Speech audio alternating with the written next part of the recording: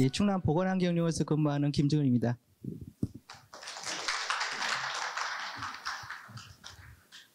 멀리 백제 고도 사비까지 와주셔서 너무 감사드리고 조금 지치셔야 됐는데 바로 다 사인들을 하셨을 걸로 알고 잠시 오늘 귀한 자리 먼 길에서 와주신 분들 그 자리에서 일어나셔서 그냥 인사만 같이 해주시면 될 것 같습니다. 과관에서 여러분들 와주셨습니다. 어디 계시죠? 예. 잠깐 일어나서 저희 직원분들하고 그냥 눈인사만 일일이 호명하진 않겠습니다. 예, 와주셔서 감사합니다. 광주 보건환경연구원에서 와주셨습니다. 감사합니다. 전북 보건환경연구원에서 와주셨습니다.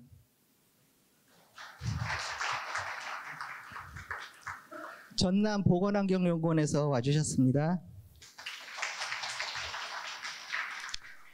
진짜 멀리 오셨네요. 제주도 보건환경연구원에서 참석해 주셨습니다. 감사드립니다. 발표자분들께서는 앞쪽 자리 비어 있으니까 조금 이동해 주시면 감사하겠고요. 대기 평가팀장 환영사를 시작으로 바로 이어가도록 하겠습니다.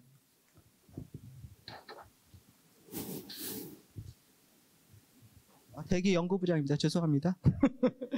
제가 팀장입니다.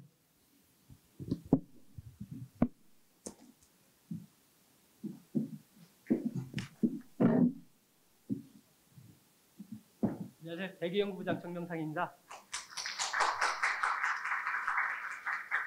지금 현재 저희 연구원의 원장님이 공석입니다. 그래서 원래 언제 대행이신 감염병 연구부장 김현정 부장님께서 오시기로 했는데 바쁘셔서 제가 대신 환영사를 하겠습니다.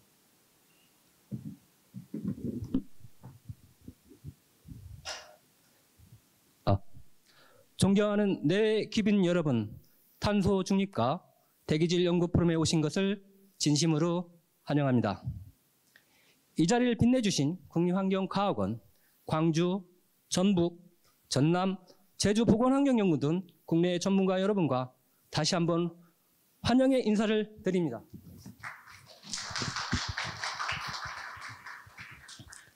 충남은 정부의 2050 탄소중립 달성에 발맞추어 2045 탄소중립 녹색성장 기본계획을 수립하여 대한민국 탄소중립 사회를 선도하고자 최선을 다하고 있습니다.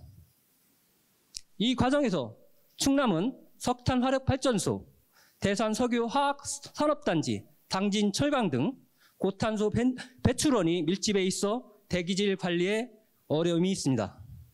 그러나 미세먼지, 오존, 온실가스 등 분석 기술과 연구 능력을 갖춘 많은 연구들과의 연대와 협력을 통해 이러한 도전을 극복해 나가고자 합니다.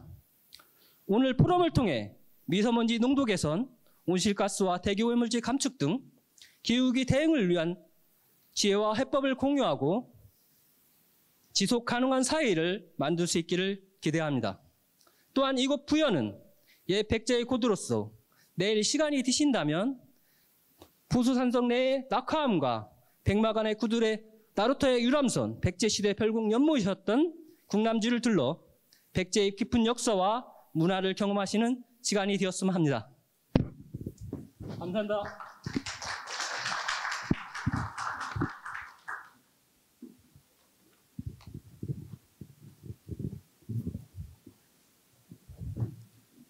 예, 중요한 말씀 드릴게요. 오늘 숙박하시는 분들 1층 로비 사비홀 나가셔서 왼쪽 편입니다. 거기 가셔서 7만 원씩 결제해 주시면 될 것 같고요. 오늘 저녁은 나가셔서 오른쪽으로 가시다 보면 부여 아울렛이 있어요. 거기 2층에 화월이라고 관서식 스키야키 하는 집이에요. 거기서 저녁 식사 하실 거고요. 저녁은 이 리조트 지하 1층에 현 위치 1층에 지하 1층에 어려운 말인데 잊어버렸어요. 봉보아주네요.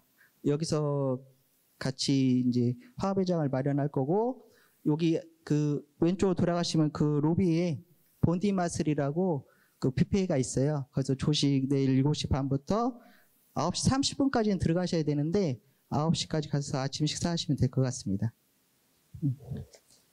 첫 번째로 발표자분들은 저쪽에서 자리하시면 될 것 같고요. 국립환경과학원 문광재연구원께서 국내 도시지역 온실가스 측정망 구축 현황 및 활용 방안에 대해서 발표가 있으시겠습니다. 큰 박수로 맞이해 주시기 바랍니다.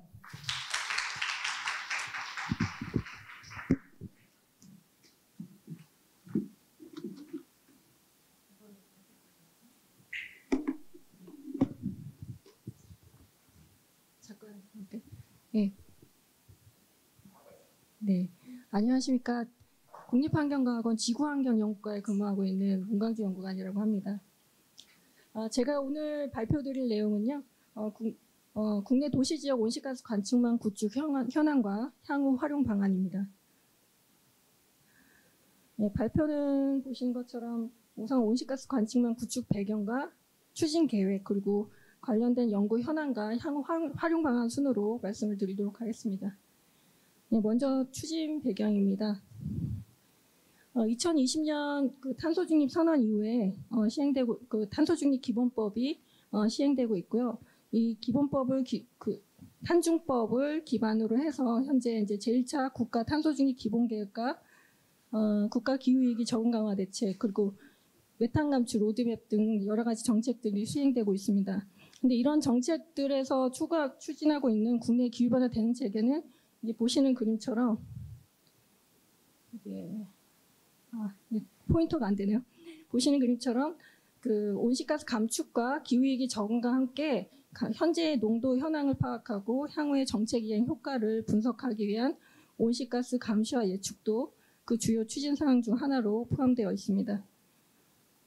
예, 그걸 좀 더 세부적으로 살펴보면 국가 탄소 중립 기본 계획은 지방 정부를 주도로 해서 각 지역에서 특화된 맞춤형 전략을 수립하고 이행하도록 하고 있고요. 이때 중앙 정부는 지방 정부가 이런 탄소 중립 이행에 필요한 탄소 중립을 이행하는 데 필요한 정보들을 제공하는 그 상향식 탄소 중립을 지향하고 있습니다.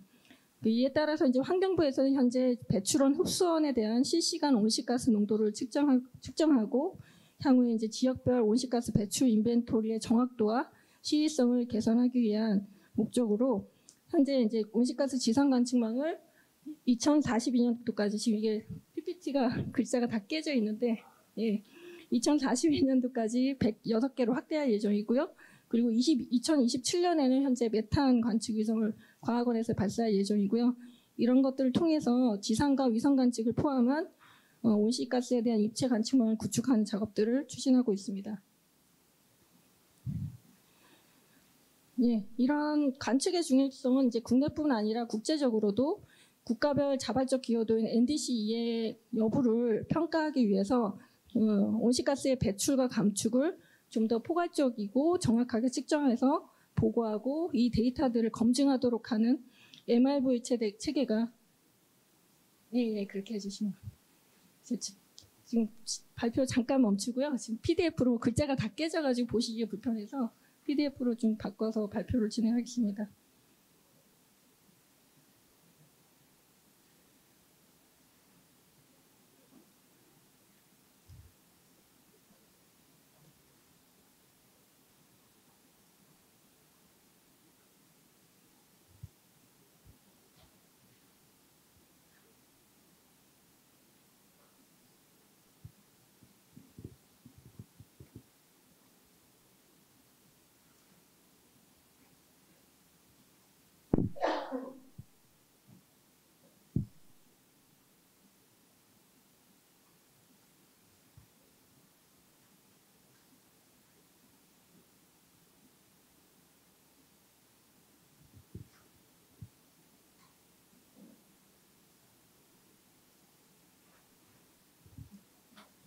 네, 감사합니다.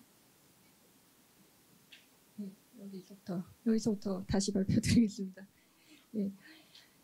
그 국제적으로도 하여튼 그 저희 NDC 이행 여부를 평가하기 위해서 이제 온실가스 배출과 감축을 측정하고 보고하고 그 데이터를 검증하는 절차를 도입하도록 하고 있는데요. 이거를 MRV 체계라고 합니다. 이 MRV 체계를 국제적으로도 선진국들 위주로 현재는 도입하고 있지만 이런 도입이나 시행을 강화하는 추세에서도 사실 관측 기반 온실가스 관측의 중요성이 강조가 되고 있고요. 이러한 MRV 체계는 그 기존에 저희가 일반적으로 알고 있던 국가 배출량 인벤토리를 검증하는 데뿐만 아니라 온실가스 감축과 기후변화 적응 행동에 따른 직접적 간접적 효과를 과학적으로 검증하고 평가하는 대로 적용하게 됩니다. 그리고 최근에는 그 국가 인벤토리에 대한 검증뿐만 아니라 그 메탄에 대한 배출 감시와 도시 규모의 온실가스 감축 활동을 지원하기 위한 목적으로도 이러한 관측에 기반한 MRV 체계를 도입을 하고 있는 추세입니다. 예, 다음은 국내 온실가스 관측망 구축 현황입니다.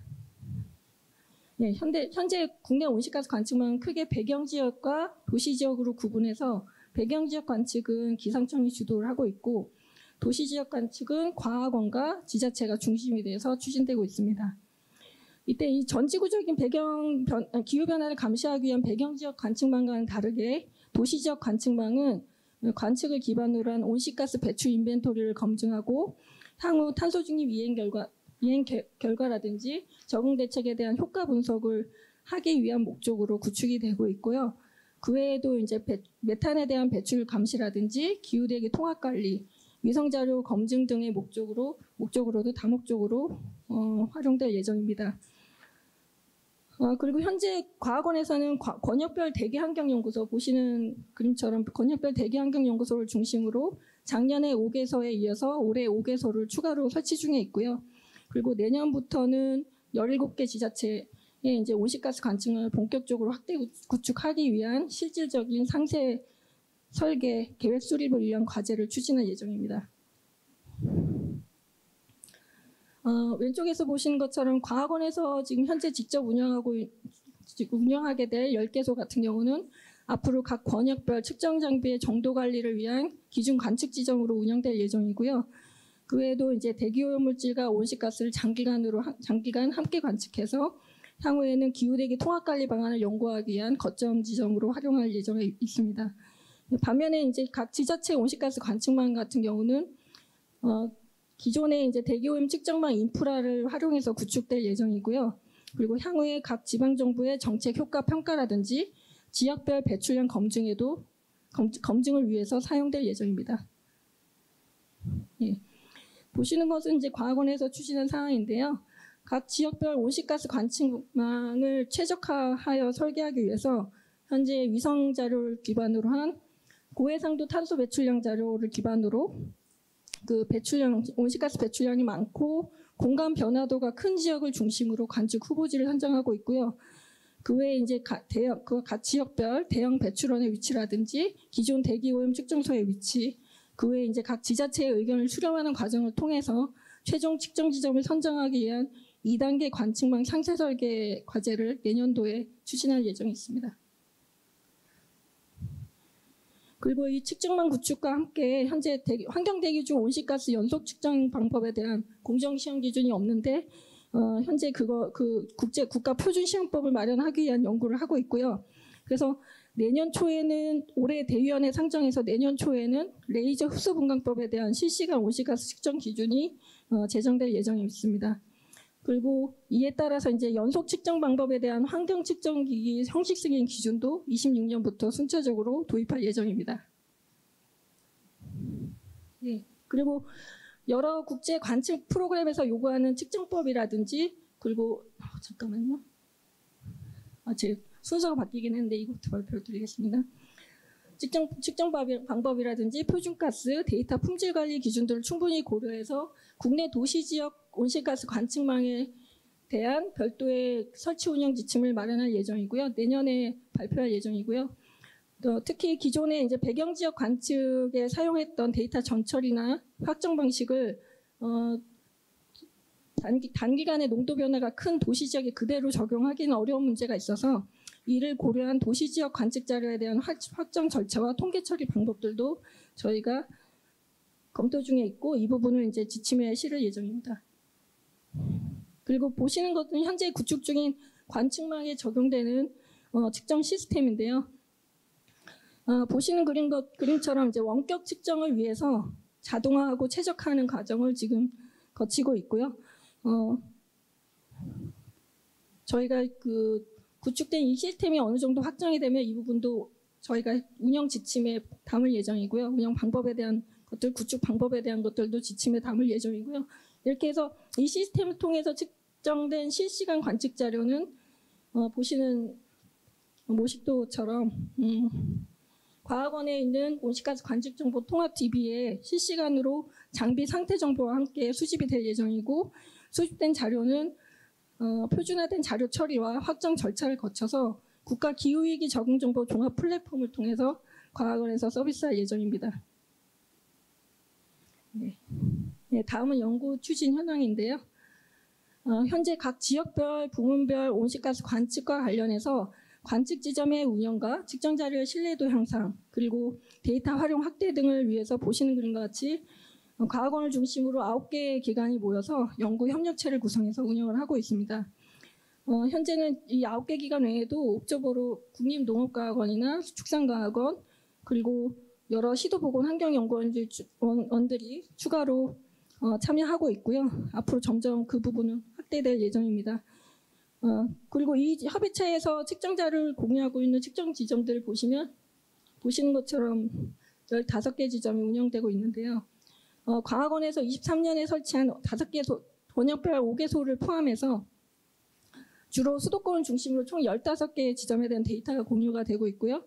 현재 이 공유된 자료로 각 도시 지역의 지점별 환경 특성을 고려한 온실가스 농도 수준의 차이를 비교하고 그 월변화나 일변화 경향에 대해서 분석하고 있고요. 그 외에도 이제 대기오염 물질과 상관관계를 대한 분석들이 이제 자체 연구 과제를 통해서 수행되고 있습니다. 그리고 이렇게 공유된 측정 자료는 앞으로 협의체 내에서 그 표준화된 품질 관리 과정을 거치고 최종적으로는 연간 보고서 형태로 내년부터 공개될 예정입니다. 예. 그리고 그 외에도 지금 저희 도시 지역 같은 경우는 도시 지역에 대한 온실가스 배경 농도와 인위적 배출 영향 정도를 구분해서 각각의 중장기적인 변화 추이를 분석하기 위한 통계 분석 방법을 연구 중에 있고요. 그리고 관측 자료에 기반해서 온실가스와 대기오염 물질의 공통 배출원과 그 기여를 추정하고, 이를 통해서 각 지역 특성을 고려한 기후대기 통합관리 시나리오를 도출하기 위한 연구를 수행하고 있습니다. 그리고 보시는 거는 이제 향후에 최종적으로 각 지역별 배출 인벤토리를 검증에 사용되는 인버스 모델의 한 종류인데요. 워프 스틸트 같은 영모델을 이용해서 온실가스 배출원을 추정하는 연구도 함께 진행하고 있습니다. 네, 마지막으로 향후 활용 방안입니다. 네. 이 도시 지역에 대한 이제 온실가스 관측 결과는 향후 중장기 모니터링을 통해서 그 장기적인 변화 추세를 분석하고, 그리고 각각의 배출원들에 대한 영향 평가 기법들을 개발하고 다양한 이제 정책 지원을 위한 분석 도구를 표준화하는 작업들을 지금 과학원에서 추진하고 있고요.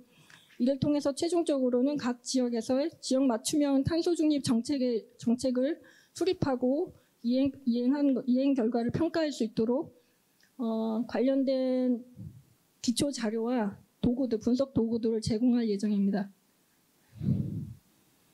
그리고 미국의 메가시티 프로젝트처럼 공간 해상도가 높은 온실가스 관측망을 구축하고, 그 외에도 이제 위성과 항공, 이동 관측을 연계해서 각 지역별 온실가스 배출 인벤토리의 시공간 해상도를 높이는 작업들을 해나갈 예정이고요. 이를 통해서 실제적으로 지방정부가 각 온실가스 배출 관리에 필요한 기초 정보들을 함께 제공할 예정입니다. 그리고 이와 관련해서 현재 지금 노아나 나사 같은 그 국제 연구기관들과 국제 공동 연구도 기획하고 있고 앞으로 주도적으로 참여해 나갈 예정입니다. 네, 전공 분야에 있어서는 현재 아까 간단히 말씀드렸지만 국가 기후위기 적응정보 종합 플랫폼을 현재 과학원에 구축하고 있는데요. 이 플랫폼을 통해서 데이터를 서비스할 뿐만 아니라 다양한 기후위기 적응 대책에 따른 이행 효과들을 관측 자료를 기반으로 과학적으로 분석할 수 있도록 도구적으로 지원해 나갈 예정입니다. 그리고 마지막은 향후 발전 방안인데요. 앞으로 저희가 앞에서 설명드린 다양한 연구 과정을 통해서 앞으로 좀 더 신뢰도 있는 측정 온실가스 관측 결과를 생산해내고 이것들을 이제 DB를 통해 체계적으로 관리해서 향후에는 국제적으로도 인증된 도시지역 온실가스 관측망이 될 수 있도록 저희가 노력할 예정이고요.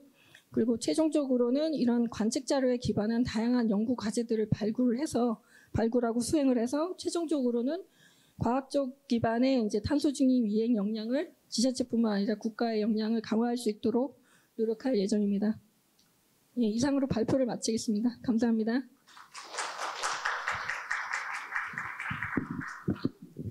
예, 혹시 발표한 내용 중에 궁금하신 거 있으면 한두 분 정도만.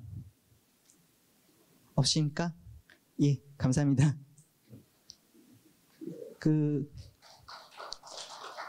박수를 치실 때는 좀 크게 쳐주세요. 우레와 같은 박수를. 잠시 진짜 죄송한 말씀 드리면 저희 나름대로 열심히 준비한다고 하고 했는데 좀 불편하신 점이나 미흡한 점이 있을 수도 있어요. 같은 일을 하시는 분들이니까 그냥 널리 이해해 주시고 진짜 죄송한 말씀을 드리면 많은 시간 연구하시고 또 자료도 보내주시고 애써주셨는데 시간 관계상 지금 15분씩 잡아놨는데 조금만 좀 발표 시간을 줄여주시면 쉬는 시간이 좀 늘어날 것 같습니다. 다음은 대기환경연구소 운영 현황 및 산안보 지역의 생물성 연소에 의한 초미세먼지 배출 특성 연구에 관해서 국립환경연구원 강경식 선생님께서 발표 있으시겠습니다. 박수 부탁드립니다. 안녕하십니까. 과학원의 강경식입니다. 제가 발표한 주제는 저희 대기환경연구소가 전국에 11개의 연구소가 구축이 과학원의 대기환경연구소 11개가 구축이 되어 있는데 연구소가 어떻게 운영이 되고 있는지 그래서 간략하게 설명해 드리고 또 전라권 지역에서 이제 생물성 연소가 초미세먼지에 미치는 영향이 중요하다고 생각합니다. 관련돼서 이런 분석 결과들을 관측자료 기반으로 해서 발표드리도록 하겠습니다.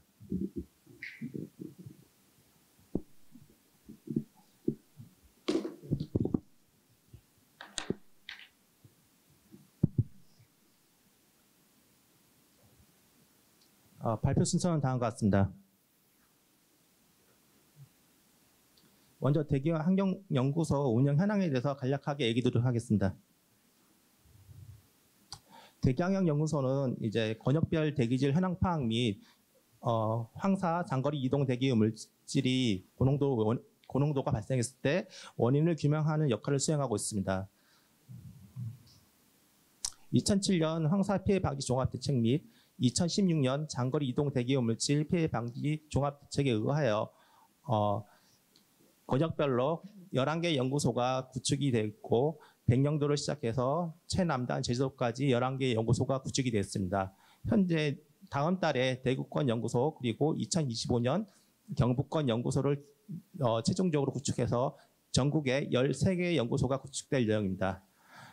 이러한 대기환경연구소에서는 기본적으로 지금 녹색을 제외한 물질들이 기본적으로 관측이 되고 있고요. 질량 농도 및 PM 2.5 안에 있는 이온, 탄소, 중금속 성분, 입자 크기, 산란 흡수 가스, 그리고 가스상 장비, 암모니아 측정 장비가 있고요. 이 장거리 이동 대기 물질은 국외에서 거동되어 이동되는 오염 물질을 감시하기 위해서 백령도, 수도권, 제주도에서 시아나물, 포르말데히드, 불화수소, 염화수소, 포르말데히드, 휘발성 유기화학 물질 11종에 대해서 추가적으로 관측이 이루어지고 있습니다.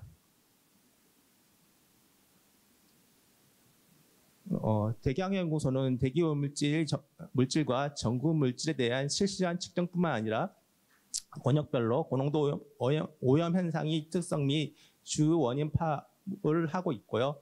그리고 국내에 정지궤도 위성인 잼스와 나미스 위성인 마이아 등의 위성 등의 모델 자료 검증의 역할을 수행하고 있습니다. 그리고 PM2.5 기준 측정 방법 확립 및 국가 기준 측정 시스템을 운영하고 있고요.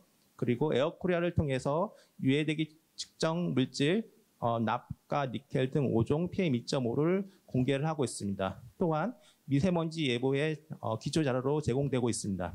그리고 코러스 AQ, 아시아 AQ 등 여러 국제 공동 연구를 통해서 미세먼지 생성 기장 및 규명 및 이성 자료의 검증 역할을 수행하고 있고요. 최종적으로 우리나라 대기 저감 정책 수립 및 실효성 평가를 위한 근거 자료로 제공되고 있습니다.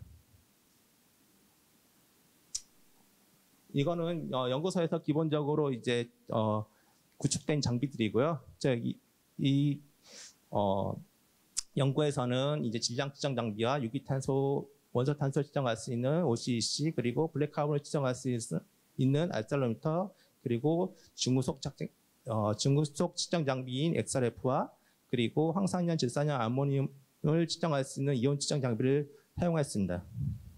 그리고 이거는 수도권 백령도 제주도에 구축된 장거리 이동 대기 물질 측정 감시 시스템입니다. 먼저 분석에 앞서 전라권 지역이 전라권이라고 하면은 전라북도부터 광주, 전라남도까지를 해서 전라권역이라고 이제 통칭을 하였습니다. 여기에 대기 환경이 어떻게 조성이 되는지에서 얘기를 하겠습니다. 전라권 지역에 보면 전라북도 지역 같은 경우는 동부서저의 지형으로 그리고 임야 농지가 약 88%로 농업 분야가 우세한 지역이고요. 그리고 광주 지역 같은 경우는 이제 사면이 산으로 둘러싸여 있고 도심에 위치해 있기 때문에 공기 순환이 원활하지 않아서 다른 지역에 비해서 대기오염물질 정체가 심한 지역입니다. 그리고 전라남도의 같은 경우도 임야 농지가 약 83%를 차지하고 있고 그리고 여수 순천에 대규모 산단이 위치해 있습니다. 다음은 연구소에서 장기간 10년 동안 관측 자료를 가지고 장기 추세 분석을 해보았습니다. 호남권 연구소에서 보듯이 PM2.5 초미세먼지를 봤을 때 계절관리제 및 그리고 생활 주변 지역 맞춤형 미세먼지 저감 정책으로 인해서 10년 전에 비해서 훨씬 2004년 6월에는 초미세먼지가 저감되는 경향을 확연히 볼 수 있습니다. 그리고 황산염과 유기탄소도 마찬가지로 확연히 감소하고 있지만 자동차나 공장 발전에서 생성되는 질소산화물이 연소 과정에서 발생하는 질소산화물이 휘발성 유해되기 죄송합니다. VOC와 반응하여서 생성하는 질소염 같은 경우는 일부 감소하거나 정체되고 있는 것을 확인할 수 있었습니다.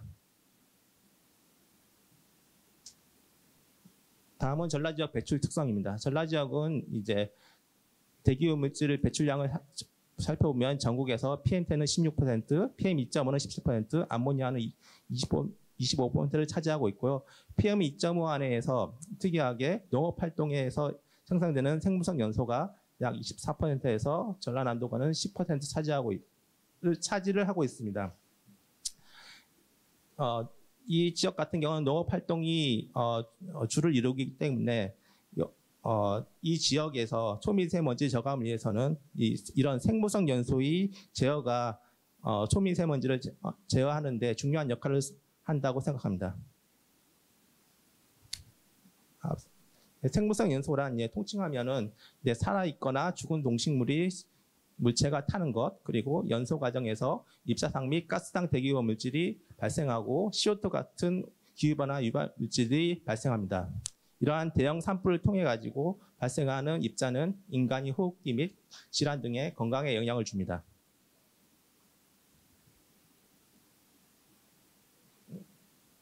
발표 자료가 좀 안 바뀐 것 같아서.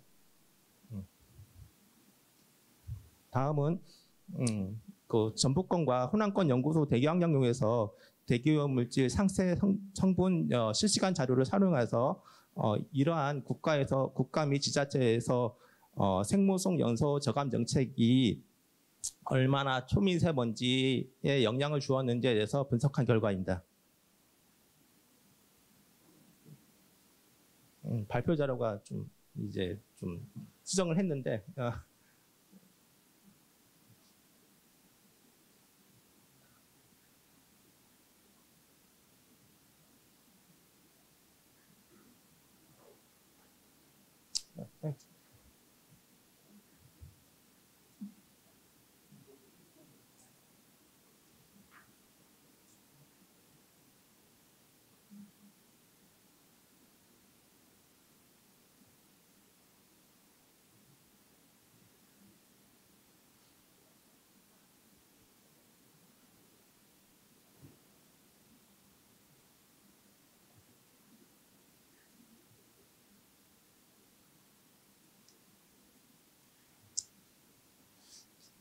전반적으로 이제 성분 측정 농도를 분포를 보면은 전반적으로 대량 연구에서 측정한 결과를 보면은 겨울철에는 황산염과 질산염, 유기탄소가 비중이 높고, 그리고 봄철에는 황산염과 질산염, 그리고 여름철에는 황산염이 우세한 것들을 확인할 수 있었습니다. 하지만 이 전북권 연구소에서 이제 측정한 결과 6월달, 10월에서 12월, 그리고 1, 2월 또 이때 유기탄소의 농도가 높음을 확인할 수 있었습니다.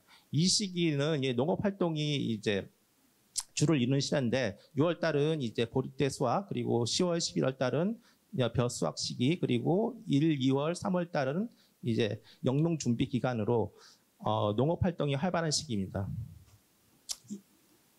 이때 농업 활동이 이제 종료된 후 이제 볏짚, 보리대 소각, 그리고 등이 생물성 연소가 빈번하게 발생한 것으로 확인할 수 있었고요. 그리고 최근 들어서 이게 산림청 통계 자료인데요.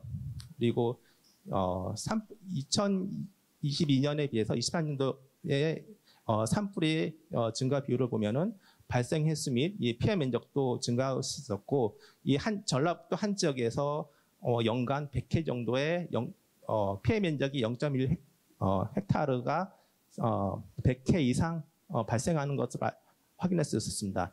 하지만 이 원인을 보면은 통계를 살펴보면은 입산자 실화가 1번이고요. 그 다음에 영농 폐기물 소각, 논두렁, 밭두렁 소각에 의해서 산불의 발생이 주요 원인이 이제 원인이 통계적으로 나타났습니다. 그래서 이런 그래서 보리 수확 시기, 그리고 벼 수확 시기 계절 관리제를 이제 분류를 해서 분석을 실시했습니다. 호남권 연구소 마찬가지로 이제 황산염과 질산염이 주를 이루고 있고요. 겨울철과 봄철에. 근데 특히 이제 이 11월 죄송합니다. 11월에 보면은 이제 유기탄소의 농도가 증가하는 것을 확인할 수 있었습니다. 이거는 이제 호남권 연구소 같은 경우는 도심 지역에 있지만 이제 그 북쪽 장성이나 단양 지역에 소규모 농업 단지가 있기 때문에 여기서 이제 이동해 오는 생물성 연소의 영향에 의해서 유기 물질들이 농도가 조금은 상승한 것으로 사료됩니다. 이거는 이제 블랙카본 농도인데요. 이거 블랙카본을 측정할 수 있는 앱솔루미터 측정 자료를 기반으로 해서 만들었고요. 이거는 지금 그 목재 연소와 그리고 이동 배출량으로 나눴는데, 이거는 2008년 미국 그 환경과학학회지에 있는 제시카가 발표한 논문을 기반으로 해서 목재 연소와 이동 배출량으로 해서 나누어서 분류를 했습니다. 이제 농도를 살펴보면은 2024년 그 목재 연소에 의한 그 블랙카본의 농도가 0.18로 2021년 6월에 비해서 약 50.4%가 감소를 했고요. 그리고 계절 관리에도 5차 계절 관리제 기간에 농도가 0.37인데 이 3차 계절 관리제에 비해서 약 30.7%가 확연히 감소하는 것을 확인할 수 있었습니다. 근데 그 2021년도 같은 경우는 보시면은 이거를 이제 일반화해서 봤는데, 이제 빨간 것이 이제 생물성 연소고 목재 연소고, 그리고 이제 파란색이 이동 배출량인데, 보시면은 이제 저녁 시간 그리고 주말의 시간에 이제 뭐 공무원들이 이 시기에는 합동 단속을 하기 때문에 이것들을 피해서 좀 생물성 연소가 영농 폐기물 소각이 이루어졌다고 생각하고요. 이제 최근 들어서 살펴봤을 때는 이제 주말 그리고 일부 보이긴 하는데 약 이제 저녁 시간대에서 이제 이런 불법 영농 소각들이 이루어지지 않나 생각합니다. 저도 이제 아까 광주에서 이제 올라오면서 봤는데 지금 벼 수확 시기인데 일부 길을 지나면서 보니까 이런 연소 과정들이 많이 몇 군데 관찰되더라고요. 호남권 연구소도 마찬가지로 이제 한 21년도 대비 24년 농도를 보면은 이제 약 14%, 27% 감소했는데 호남권 연구소 같은 경우는 도심 지역에 위치했기 때문에 이런 농업 지역과 조금 그 거리가 있기 때문에 이런 그 농도의 감소는 비율은 적은 것 같습니다. 마찬가지로 이제 저녁 시간대 그리고 주말 시간대에서 생물성 연소가 이루어지는 것을 확인할 수 있었습니다.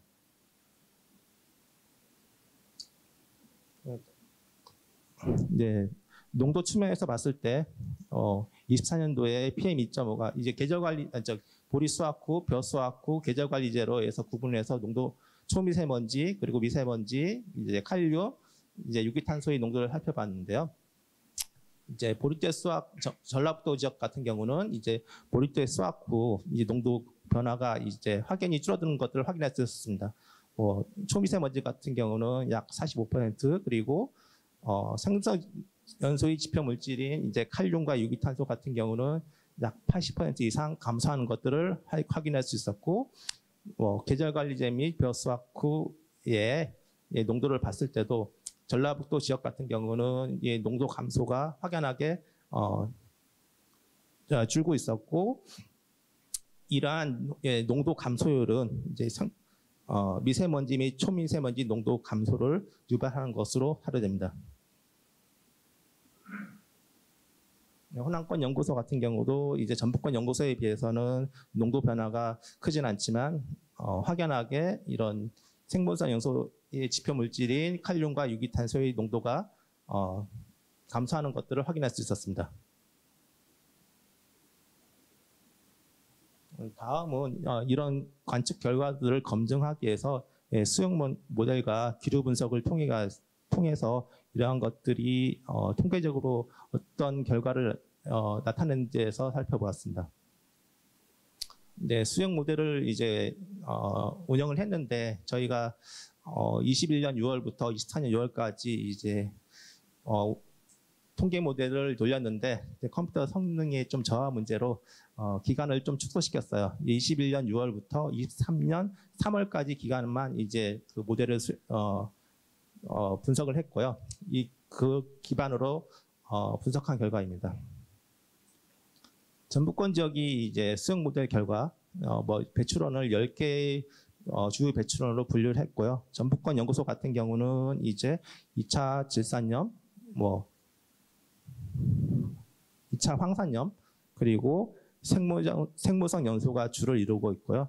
이때 21년 대비 26월 결과를 봤을 때도 이런 생물성 연소의 지표 농도가 확연히 감소하는 것들을 확인할 수 있었고, 나머지 이제 벼 수확이나 계절 관리 기간에는 농도 변화는 크게 보이진 않았습니다.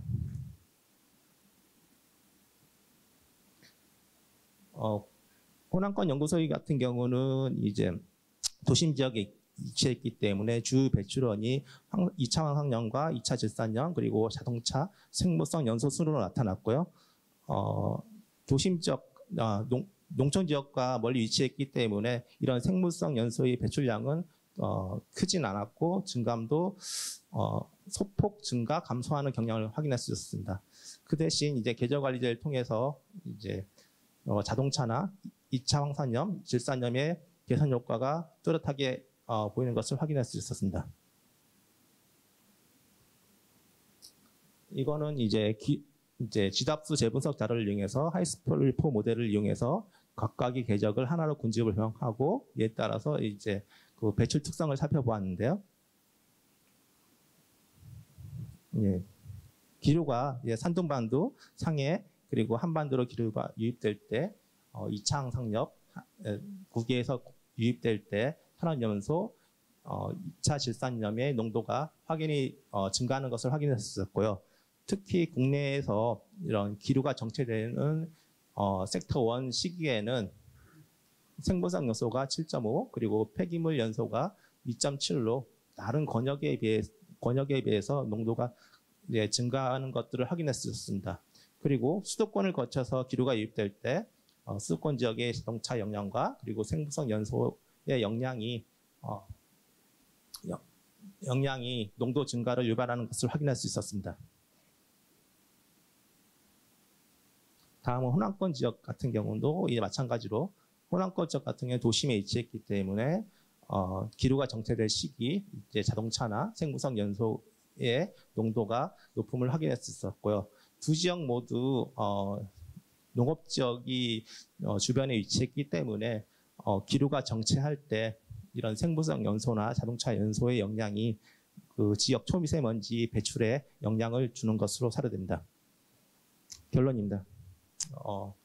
이런 국가 및 지자체에서 생물성 연소 이제 저감 정책을 이제 꾸준히 지속적으로 이제 진행을 했고요. 이에 따라 가지고 이런 대기환경연구소 관측 자료를 기반으로 봤을 때 이런 농도 변화들이 뚜렷하게 감소하는 것들을 확인했었습니다. 다만 이제 봄철 산불이 문제인데요. 이제 산불 같은 경우에 주요 발생원이 이제 영농 부산물, 논두렁, 소각 등에 의해서 이제 발생하는데요. 이거는 이제 농가 한 군데만 단속해도 되는 게 아니라 이런 산불이 발생했을 때 이런 피해 면적이 큼으로써 이런 생물성 연소 배출량이 크게 발생할 수 있습니다. 지자체분들이 좀 어려울 수 있겠지만 이런 것들을 좀 적극적으로 반영해서 뭐 주말이나 야간 그리고 야간에도 이제 좀 단속이나 이제 주민 인식 개선 그리고 뭐 처리 환경 개선에 대해서 힘써주면 좋을 것 같습니다. 이상 발표를 마치도록 하겠습니다.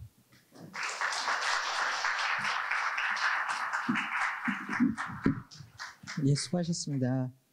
혹시 궁금하신 사항 없으신 걸로 하고 예, 감사합니다.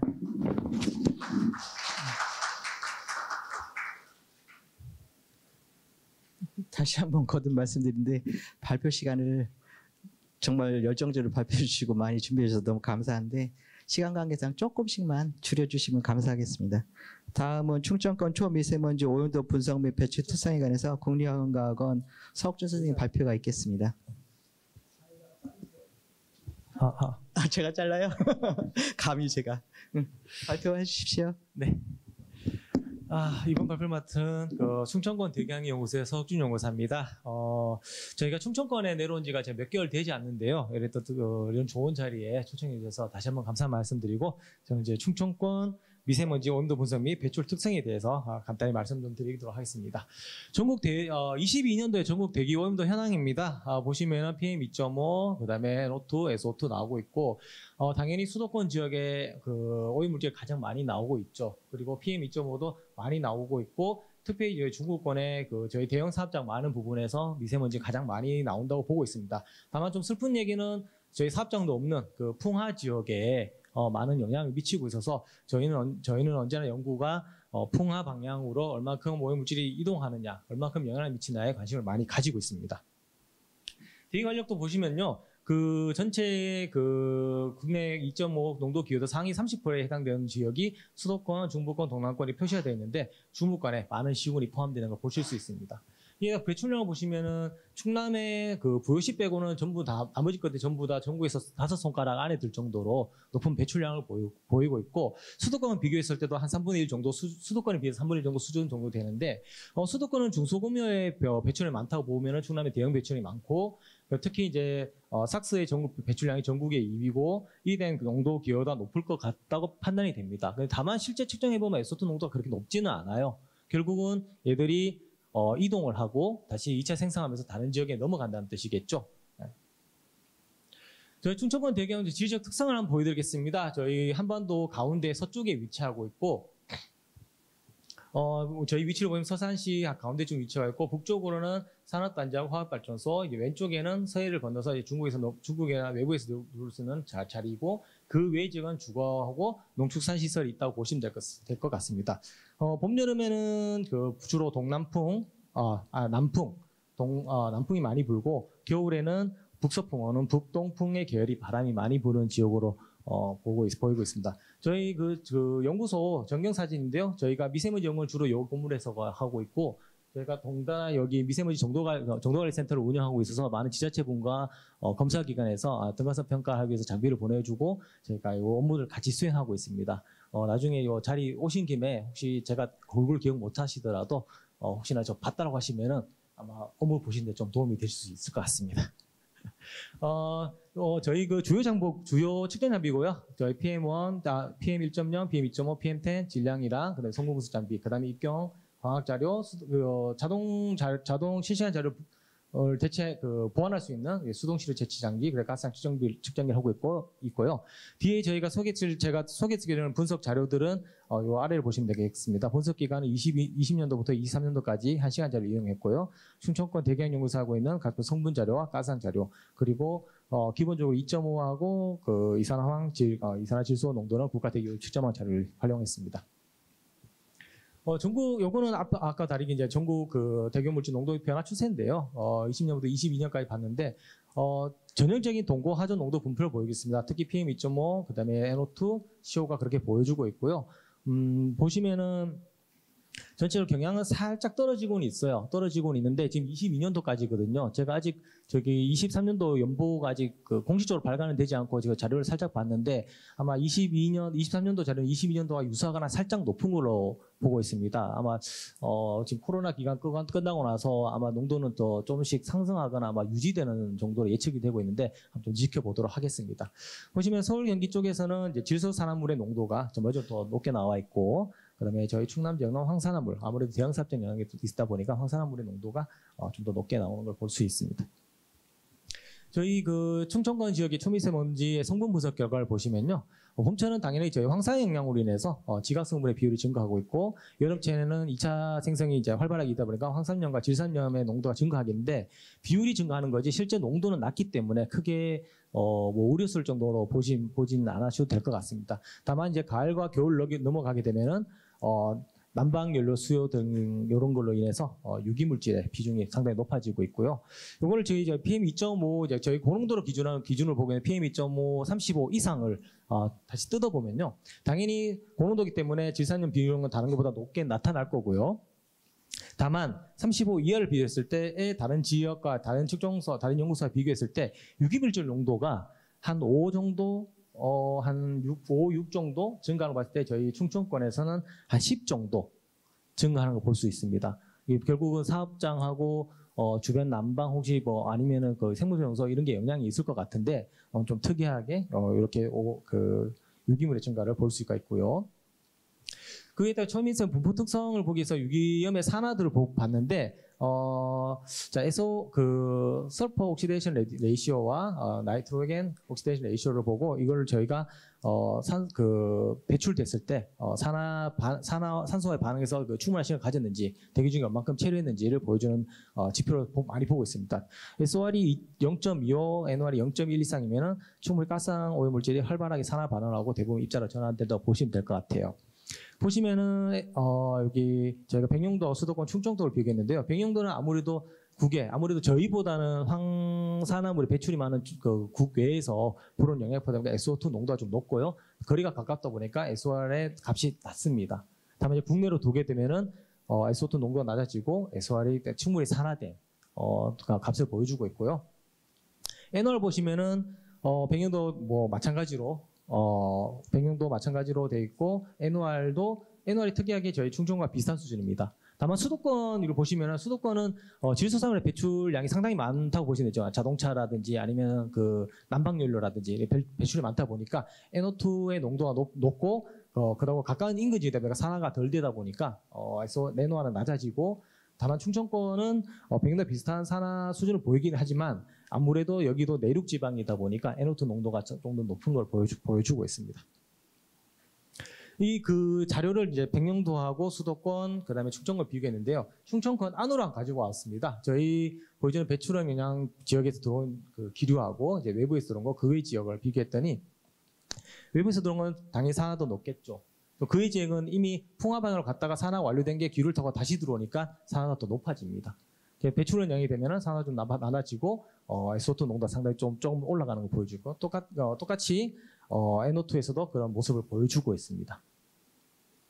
자, 이게 저희가 미세먼지의 주요 성분이 이제 그 2차 생성물을 봤다면은 그 전에 전구 물질이 이제 휘발성염, VOC와 암모니아도 한번 봤는데요. 저희 당연히 저희가 사업장이 많은 배출원에서 총 VOC 농도가 가장 높게 나왔습니다. 다른 외부 유입이나 그 외 지역보다 한 2.5배 수준으로 높게 나왔고, 대부분 나온 농도는 MP자일렌하고 톨루엔 가장 높게 나왔습니다. 아무래도 사업장에서 생산을 하거나 가장 많이 쓰는 용제다 보니까 가장 높게 나왔고, 그나마 다행인 거는 이제 벤젠이 0.8, 0.7, 0.9 그래도 그 대기환경 기준은 만족을 하고 있습니다.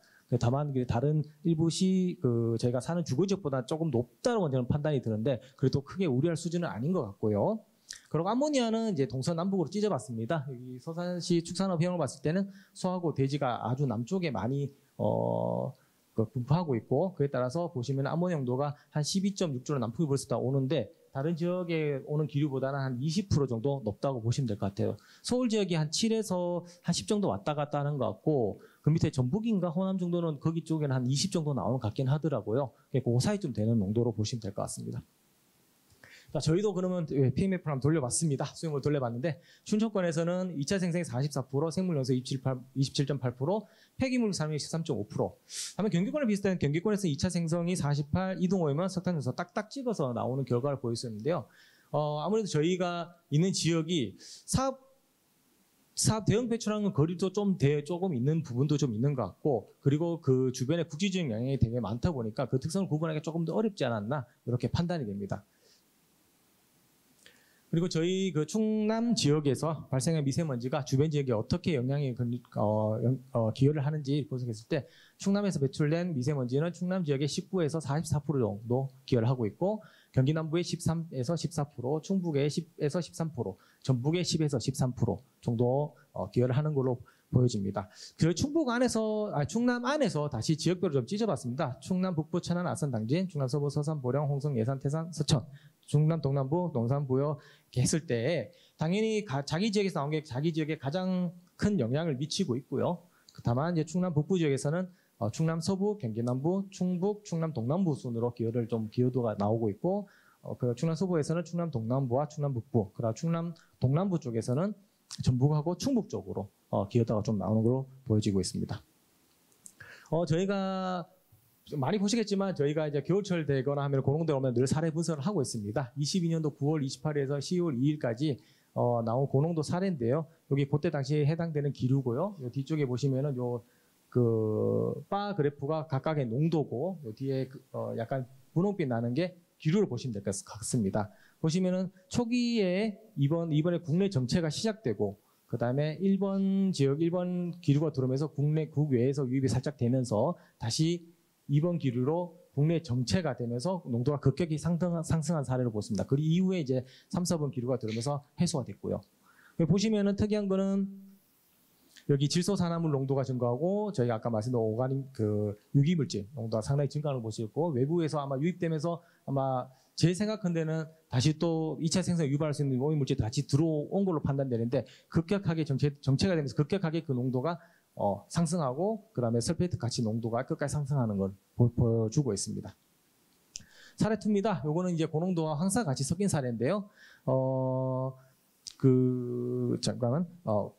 1번 기류에서 국외 고농도가 시작됐고, 그 다음에 국내 정체된 2번이 급격하게 농도를 상승하고, 황사가 들어온 3번 시점에서 최고 2.5 피크를 찍었습니다. 그리고 황사가 들어오면 사실 PM10 농도가 높다 보니까 2.5는 급격하게 떨어지면서 PM10 그 황사에 포함된 여기 앞에서 잘 안 보이던 여기 그 지표 물질, 그 토양기온의 그 중금속 농도가 올라가는 걸 볼 수 있고, 그 이후에 지리하게 연결되다가 결국 3, 4번 기류가 들어오면서 해소되는 걸 볼 수 있습니다.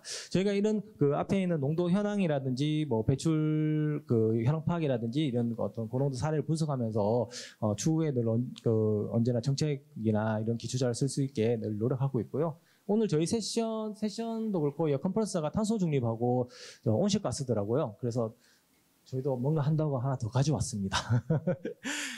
결국은 저희 그 대기오염물질과 온실가스는 발생하고 절감 대책이 대부분 유사합니다. 그래서 저희 측정소에서도 마찬가지고 대기오염물질, 온실가스를 동시 측정할 필요가 있고요. 다행히 저희 그 앞에 말씀드린 문광주 연구원님께서 지구환경연구과에서 각 저희 측정소에서 온실가스 분석 시스템을 설치를 해주고 있습니다. 해두고 있고 지금 운영을 하고 있습니다. 차후에는 저희 이렇게 하고 있고, 저희는 이제 기후변화 중에 단기체류 기후변화물질, 블랙카본이나 오존에 조금 중점을 들어서 추후에 그 온실가스 측정망의 자료와 연계해서 저희가 좀 더 모니터링을 할 거고, 차후에는 좀 더 재미있는 결과가 있으면 소개해드릴 자리가 있으면 한번 말씀드리도록 하겠습니다. 네, 이상입니다. 감사합니다. 감사합니다. 질문 없으시죠? 서수 선생님 자주 뵐 수 있으면 좋겠네요.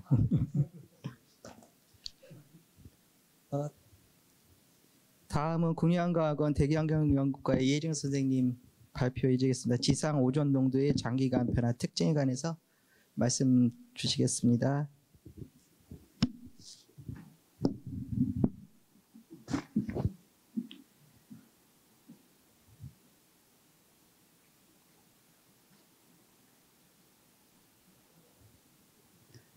안녕하세요. 저는 국립환경과학원 대기환경연구과 이혜정입니다. 저는 사실 전북권 대기환경연구소에서 근무하고 있는데요. 오늘 발표할 주제는 사실 전북권에 특화된 내용은 아니고 전국의 오존 농도에 대해서 말씀드리고자 합니다. 제가 발표할 주제는 지상 오존 농도의 장기간 변화 특성에 대해서 발표하고자 합니다. 네, 오존은 지금 이 그림에서 이 그림은 오존 존대로 관측한 1995년부터 최근까지 관측한 오존 존대의 연직 분포라고 오존 존대로 관측한 오존의 연직 분포라고 할 수 있습니다. 우리가 알다시피 지금 오존은 성층권에 가장 많이 분포하고 있습니다. 대부분 다 90%의 오존이 성층권에 분포하고 있고요. 나머지 10% 정도가 대륙권에 분포하고 있다라고 알려져 있습니다.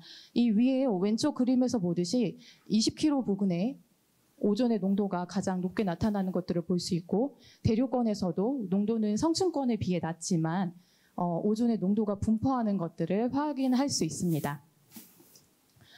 이렇게 확인한 오존 농도는 계절 분포를 보이는데요. 이 아래쪽에 있는 이 네모난 그림은 2023년도에 그 그림을 확대한 그림입니다.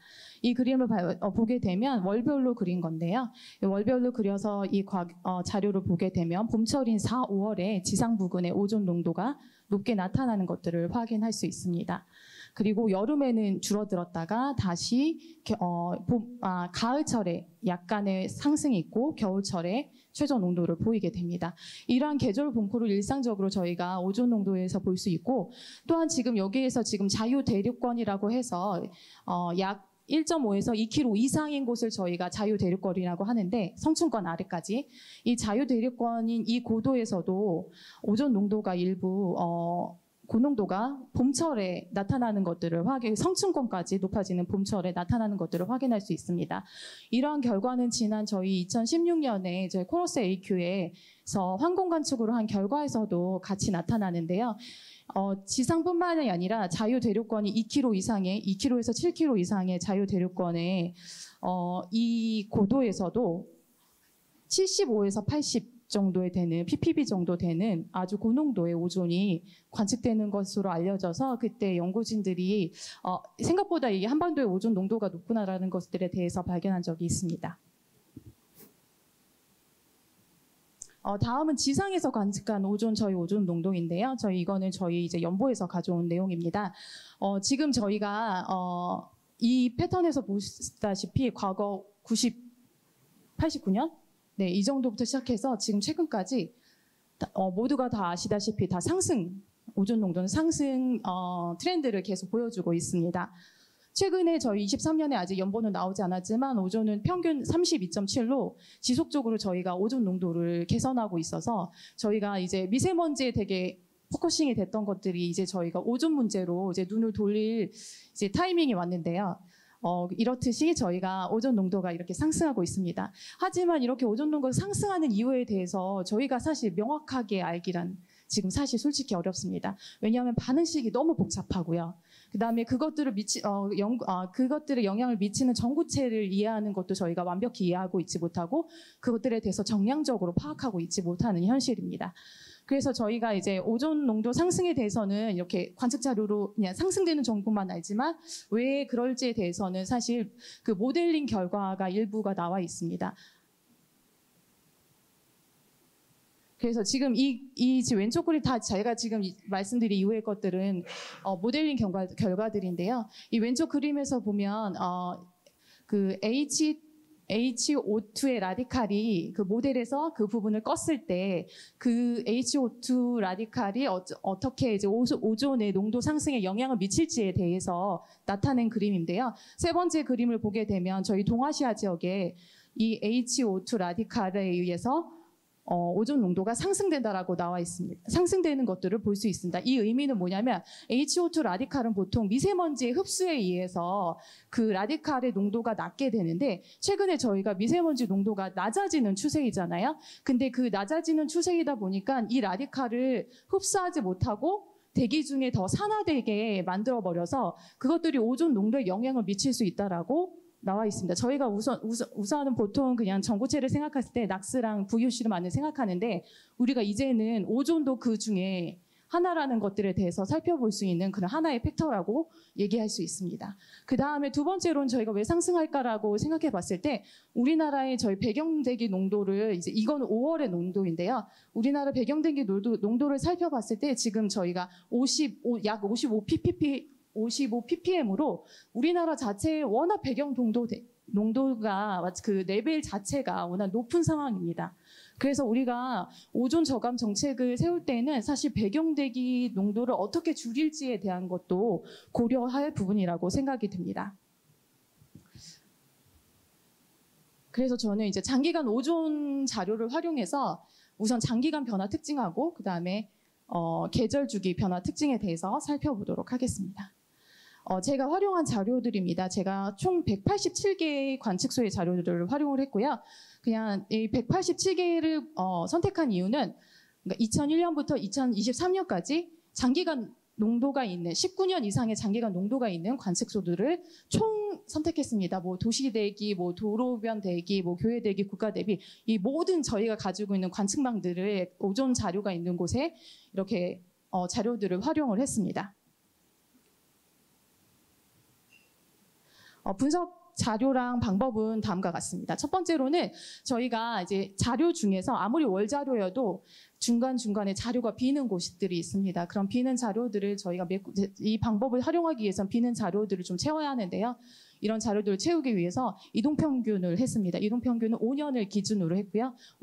각 월별로 해서 전해의 2년 월, 그다음에 후의 2년 월들을 해서 5년 이동평균 자료들을 사용하여서 분석했습니다. 분석한 방법은 이 가운데 있는 이 부분인데요. 첫 번째로는 이 아래 그림 먼저 보시면 첫 번째로는 저희가 파란색 선으로 그린 게 저희가 오존 농도인데요. 오존 농도를 월별로 그린 것입니다. 아까 이동평균한 자료이고요. 제가 이 부분 말씀 못 드렸는데 이동평균을 했기 때문에 앞뒤 자료 2년씩이 빠지기 때문에 제가 분석한 기간은 2003년부터 2021년이 되겠습니다. 그래서 그 자료를 그냥 예시 자료로 아래 나타냈는데 이 파란색 선이 오존의 월 자료를 그린 것입니다. 그래서 이 오존 자료에 제가 이 위에 식을 보면 2차 방정식을 통해서 장기간 변동성을 분석했습니다. 그래서 장기간 변동성을 계산한 것이 검정색 선으로 나타낸 점선으로 나타낸 부분입니다. 그래서 오존 농도가 이렇게 증가하고 있구나. 2차 방정식을 통해서 이 피팅을 한 다음에 이 전체의 오존 자료에서 이 0 경향을 빼게 되면 이 아래 부분 지금 하늘색 부분 지금 계절 변동성만 남게 됩니다. 그 계절 변동성을 가지고 주기 분석을 했고요. 첫 번째로는 그래서 2차 방정식을 이용해서 장기간 변동을 했고 그 다음에 계절 변동성을 분리를 했습니다. 그 다음에 계절 변동성을 가지고 분석하기 위해서 프리의 변환을 이용을 했고 고주파수 이게 자세히 설명드리기엔 시간이 없고요.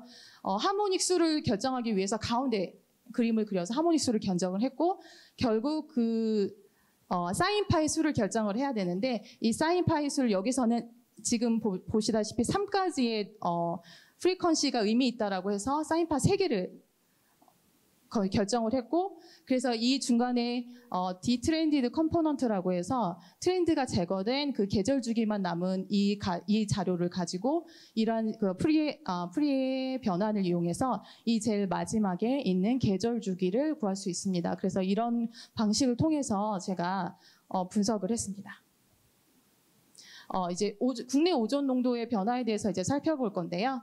이것들을 살펴보기 위해서 아까 제가 187개의 자료를 사용했다고 했잖아요. 근데 187개의 자료를 사용하기 위해서는 사실 저희가 대부분 다 관측소들이 장기간 관측소들은 수도권에 모여 있습니다. 그러면 저희가 그 자료들을 단순 평균하기 위해서는 평균하다 보면 지역적인 편차가 너무 발생하잖아요. 그래서 제가 연보에서는 이제 저희 그 장기 추세 변화와 대기질 개선 정책 효과 분석 등에 활용하기 위해서 그렇게 지정한 52개의 추위 관측소가 있습니다. 전국에 이제 골고루 이렇게 추위 관측소들을 52개를 두었는데요. 그 중에서 제가 46개를 선택을 했습니다. 그 이유는 장기간 있는 자료만 아까 그 과거에 아까 말씀드렸듯이 그 기간이 있는 자료만 해서 분석을 했고요. 그래서 살펴본 결과 2023년에는 20.5 ppb였다가 21년에는 30.6 ppb 이렇게 나왔고요. 그래서 그러니까 매년 0.5 ppb가 증가한 것들을 확인할 수 있었고요. 그 다음에 이 지금 오존 주기를 저희가 아까 제가 말씀드렸는데 이것들의 주기를 매년 그려봐서 그때의 최대값이 나타나는 관측일을 뽑아봤습니다. 그래서 그 관측일을 뽑아봤는데 지금 오른쪽 그림 아래에 이렇게 관측일을 뽑아본 그림인데요. 검정색 이 점이 오존이 최대값이 관측된 날을 이 왼쪽에 지금 그래프에 나타낸 것입니다. 이렇게 보면 2015년까지는 오존 관측일이 점점 뒤로 밀려나게 됩니다. 지연되게 됩니다. 최대값이 나타나는 것들이. 근데 제가 이거랑 여기 함께 빨간색 점을 나타냈는데요. 이 빨간색 점은 진폭을 나타내는데 어떤 폭이냐면 지금 왼쪽에서 저희 하늘색 선이 있는데 하늘색 선에서 최소값과 최대값 이 폭 있잖아요. 매년 최대값과 최대값 계절 변동 폭을 지금 빨간색으로 나타내는데요. 이런 계절 변동 폭이 같이 이제 상관성 있게 증가할 땐 증가하고 감소할 땐 감소하는 것들을 확인할 수 있었습니다. 이 상관관계가 0.84로 되게 높게 나왔는데요. 그래서 지금 선행 연구들에 의해서 살펴보면 계절의 진동이 커지면 커질수록 진동폭이 커지면 커질수록 이런 진동폭이 커지기 때문에 그 오존의 최대값이 관측되는 날은 뒤로 지연되게 된다라고 알려져 있습니다. 그래서 저희도 그렇게 비슷한 결과가 나타났습니다. 그렇게 아까 진동폭이 그러니까 선행 연구에서는 진동폭이 감소할 때 이것들이 배출량과 관계가 있다라고 나와 있어서 저희 자료에도 배출량과 같이 그려봤는데요. 지금 빨간색은 낙스의 배출량, 그 다음에 파란색은 VOC의 배출량, 그 다음에 검정색 선은 제가 아까 말씀드린 오존의 진폭의 양이라고 생각하시면 됩니다. 낙스랑 저희 진폭 그 계절 변동성이랑은 사실 상관관계가 나타나지 않았고 VOC랑 계절 진동폭 같은 경우에는 오른쪽 그림과 같이 0.85로 관련이 있어서 저희 이건 사실 전국 평균이어서 좀 디테일하게 더 자료를 봐야 하지만 그래도 VOC랑 배출량과 관련이 있다라는 것들을 확인을 할 수 있었습니다. 그래서 이제는 아까 187개의 자료를 이용해서 장기간 변화가 어떻게 나타나는지에 대해서 살펴봤습니다. 지금 제가 4가지로 군집을 나누었는데요. 군집을 나눌 때는 제일 위에 보시면 2차 방정식에서 B와 C의 개수를 구분하여서 4가지의 군집으로 나누었습니다. 첫 번째 군집은 상승하는 트렌드인데요. 최근에 더 빨리 상승하는 트렌드이고요. 그리고 이것들에 대해서 그 상승하는 트렌드가 나타나는 그 관측소를 오른쪽에 이렇게 표시했고요. 두 번째는 지금 리니어하게 선형적으로 증가하는 트렌드이고요.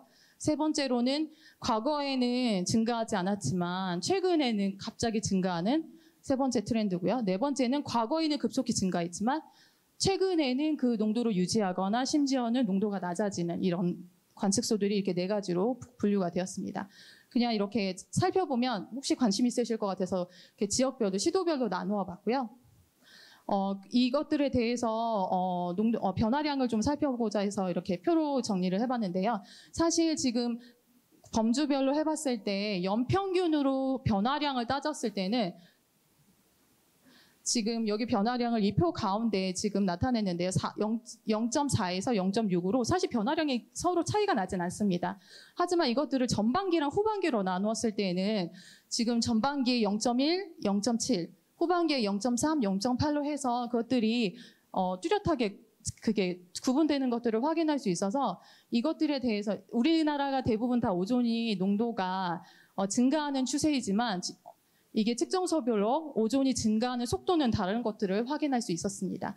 그리고 C4 같은 경우에는 지금 C3 같은 경우에는 지금 아까 말씀드렸듯이 전반기에는 농도의 변화가 없다고 말씀드렸는데 2007년에 최저 농도는 22.5가 나타났고 그다음 최근에 C4 같은 경우에는 최근에 농도 변화가 없다고 말씀드렸는데 2016년부터 30ppb를 계속 유지하고 있는 그런 그런 군집이라고 할 수 있습니다. 이때 지금 제가 NO2의 농도를 그 트렌드랑 그다음에 농도 분포들을 이렇게 같이 박스 플러스로 나타냈는데요. 트렌드를 살펴보면 사실 NO2는 모든 군집에서 비슷한 트렌드를 그냥 초반에는 비슷하다가 확 감소하는 그런 트렌드 차이가 없습니다. 사실. 근데 하지만 농도의 분포에서는 차이가 있는데요. C1과 C2는 비슷하지만 C4 같은 경우에 농도가 상대적으로 낮은 것들을 확인할 수 있습니다. 그래서 C4에 해당하는 측정소들은 상대적으로 대기가 좀 깨끗한 측정소라는 것들을 확인할 수 있었습니다.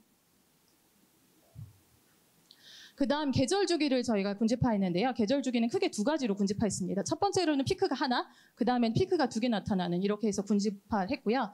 그 다음에 첫 번째, 그러니까 피크가 하나 나타날 때는 최대 관측일이 5월 10일이었고 피크가 두 개 나타날 때는 최대 관측일이 4월 25일, 10월 7일 이렇게 관측되었습니다.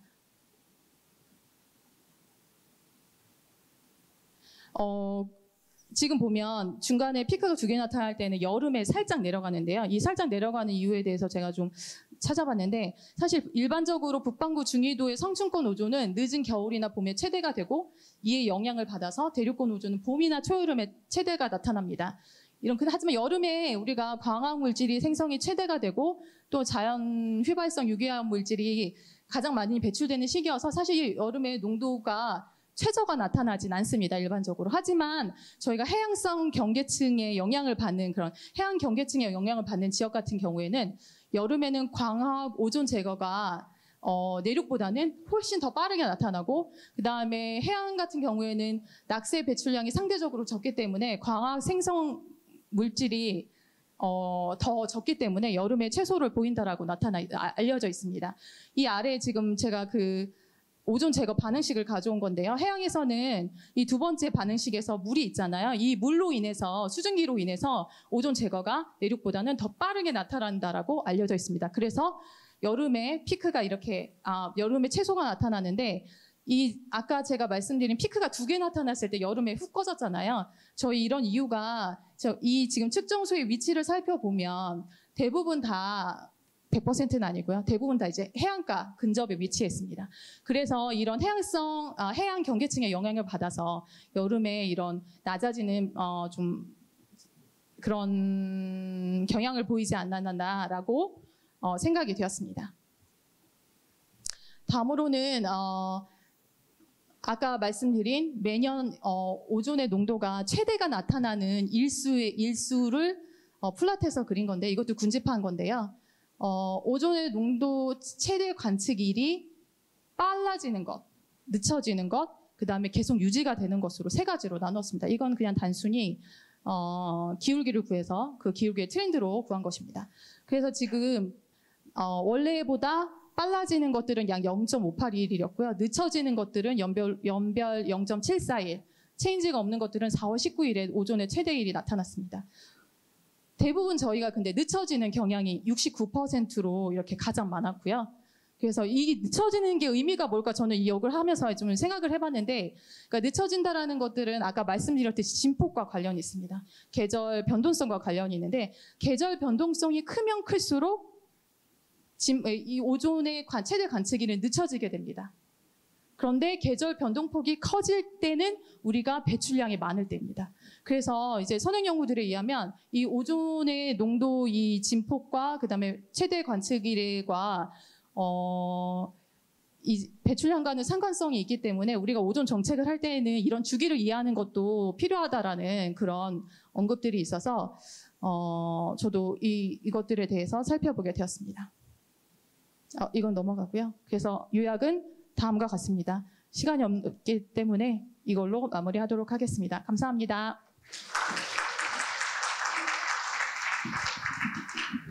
네, 감사합니다. 혹시 궁금하신 사항 저는 잘 모르겠어서 여쭤볼 게 없고 잠깐 휴식 취했다가요. 그 17시에 5시에 17시 5분 하겠습니다. 17시 5분에까지 15분 좀 쉬시고 뒤에 다과하고 음료 갖다 놨으니까 좀 드시고 그리고 커피 필요하신 분들은 앞에 사비올 옆에 거기 있으니까 거기서 드시면 될 것 같습니다. 17시 5분에 뵙겠습니다. 다시 한번 부탁 말씀 드리는데 죄송하지만 그 시간 관계상 앞에 저희들이 탄소 중립 컨퍼런스하고 연계해서 같이 하다 보니까 앞에 세션이 있어서 시작하는 시간도 조금 늦고 그러다 보니까 많이 준비해 주셨는데 발표 시간을 10분 정도로 좀 줄여주시면 감사하겠습니다. 다음은 군산지역 휘발성 유기화합물 오존 생성 기여도 평가에 관해서 김효은 선생님 발표 있겠습니다. 박수로 환영해 주십시오.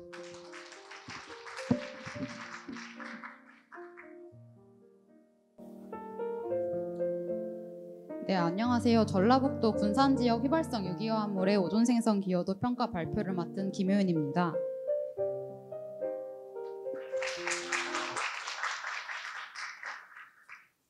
네, 순서는 이렇게 하도록 하겠습니다.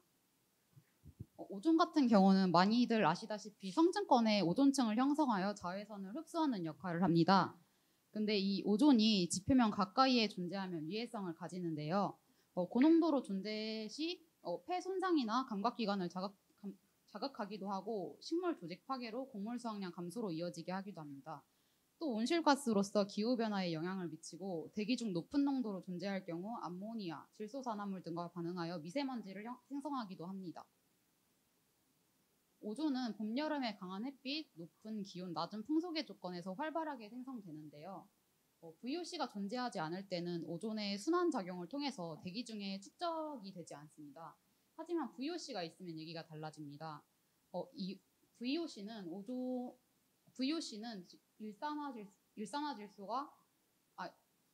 VOC는 일산화질소의 산화작용에 직접적으로 기여하여 대기 중에 오존이 축적되도록 합니다.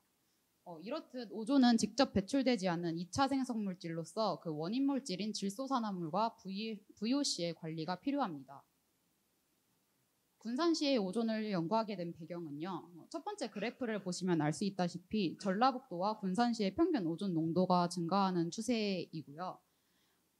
연구를 시작하기 전이었던 20년, 21년, 22년에 발령된 오존주의보 발령 13건 중에 군산 지역이 4건을 차지하였고 또 그중에 3건이 비응도동에서 발생하였습니다. 따라서 군산 지역 고농도 오존 발생 원인을 파악하여 그 대기질 개선을 위한 저감 방안을 마련하는 것이 이 연구의 목적입니다. 연구 방법은요. 그 비응도 대기환경 측정소에 오존이 고농도로 발생하는 시기인 4월에서 6월에 대기질 정밀 측정 차량을 이용한 VOC 고정 측정을 하였고요. 또 비응도 대기환경 측정소에 오존, 녹스, 풍향, 풍속 5분 자료를 활용하였습니다. 50가지가 넘는 그 VOC 고정 측정 항목 중에서 그 농도를 크기 순으로 배열하였을 때 그 가장 중앙에 오는 중앙값을 기준으로 상위 10개 항목을 집중 분석하였습니다. 밑에 그래프를 보시면 알 수 있다시피 그 항목별 배출 농도가 아주 큰 편차를 가지는 VOC의 특징을 확인할 수 있었습니다. 비응도의 연도별 오존의 시간 변화를 분석하였는데요. 20년, 21년에 비해 22년, 23년도 연평균 농도가 증가한 것을 볼 수 있었습니다.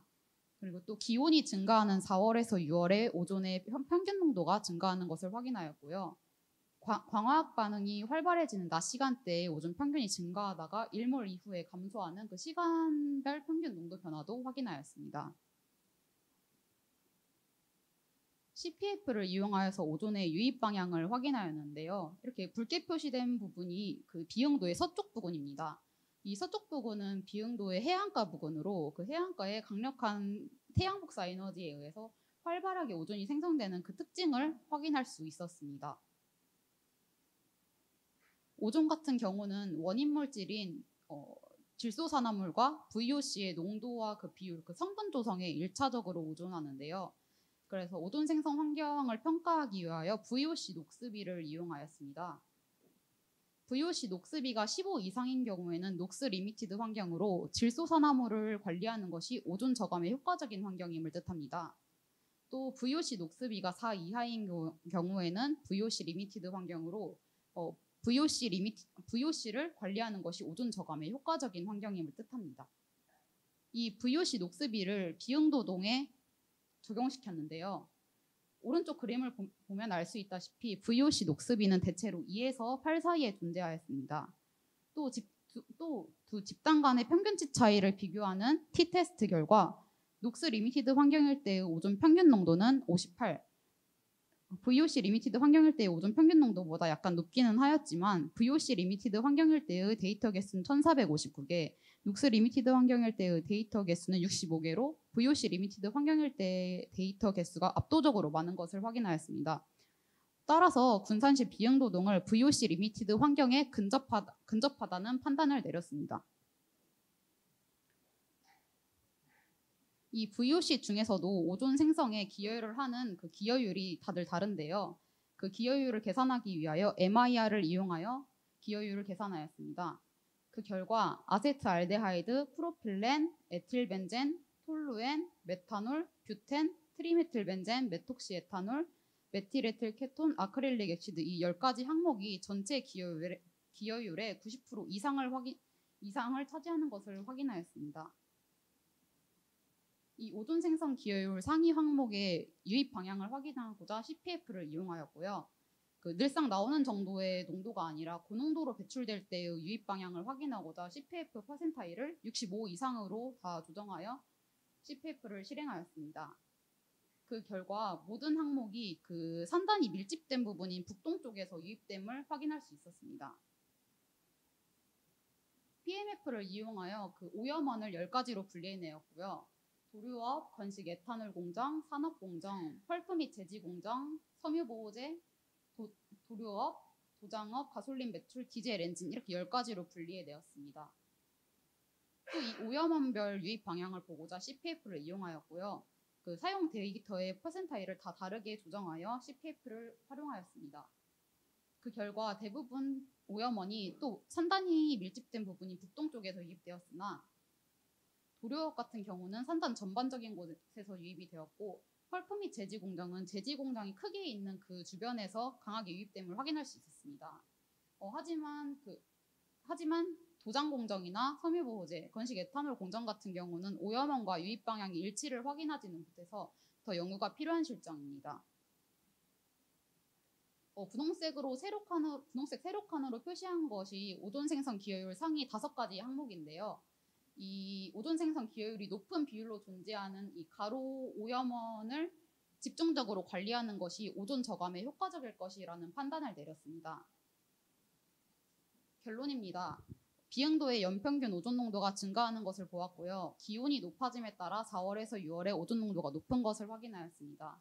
또 대부분 VOC 리미티드 환경으로 휘발성 유기화합물을 제어하는 것이 오존 저감에 효과적일 것이라는 판단을 내렸고 오존 농도를 제어하기 위해서는 오존 생성 기여도 상위 항목이 높은 비율로 존재하는 고농도 오염원 중 펄프 및 제지 공장, 도료업, 가솔린 차량 배출을 중점적으로 제어하는 것이 효과적일 것이라는 결론을 내렸습니다. 감사합니다.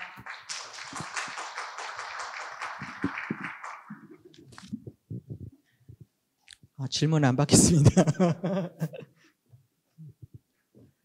잠깐 말씀드리면 저희들이 식사한 후에 여기 지금 계신 곳 지하 1층에 봉부아주 아까 말씀드린 곳으로 이동할 텐데 오늘 먼 길 오셔서 혹시 컨디션이 안 좋으시거나 참석하기 어려우신 분들은 처음에 이제 안내문 드렸던 저희 유종호 선생님으로 소속하고 참석이 어렵다 문자를 좀 주시면 저희들이 진행하는 데 많이 도움이 될 것 같고요.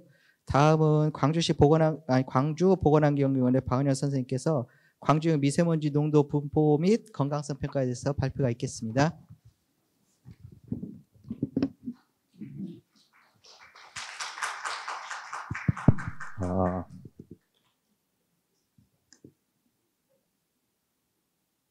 네, 안녕하십니까. 광주보건환경연구원의 박원영이라고 합니다. 이건 제가 이번 연도에 그 연구과제로 선정한 주제인데 이제 하다 보니까 생각했던 결과랑 좀 달라가지고 아직 많이 진행되지는 않았는데 이제 간단하게 소개를 드리도록 하겠습니다. 다음과 같은 순서로 진행하겠고, 먼저 연구 배경입니다. 이제 미세먼지의 위험성은 잘 알려진 것처럼 오래전부터 여러 가지 기사들이 나오고 있는데요.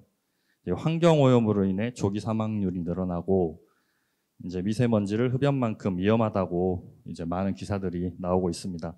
그리고 WHO에서는 미세먼지를 1급 발암 물질로 분류하였고, 미세먼지는 다양한 질병들을 유발하며 특히 장기적인 노출은 호흡기 질환이나 순환계 질환을 유발한다고 잘 알려져 있습니다.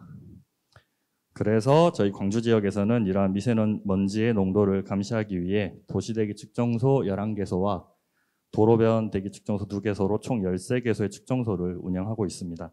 그리고 2020년까지 주요 지역에 측정소 설치가 완료되었고 이제 26년에도 추가로 신설을 할 예정입니다. 이제 연구 내용은 첫 번째로 광주 지역의 미세먼지 농도 분포를 조사하는 건데요. 이제 2013년부터 2023년까지 많이 깨져 있긴 한데, 네, 2023년까지 그 미세먼지 농도를 조사하였고 각 구별로 지형이나 지역적 특성에 따라서 농도가 어떻게 분포되어 있는지 평상시와 고농도 일대로 구분하여 조사를 하였습니다. 그리고 두 번째로는 이제 미세먼지 농도와 호흡계, 순환계 질병으로 인한 사망자의 추이를 조사하였고 각 구별로도 미세먼지 분포와 사망자 분포가 어떻게 되어 있는지, 연령대에 따라서는 어떻게 되는지에 대해 조사를 하였습니다. 이것을 바탕으로 이제 SPSS를 이용해서 분산 분석으로 간단히 연관성을 파악한 후에 이제 상관성 분석을 통해서 미세먼지 농도, 연령대,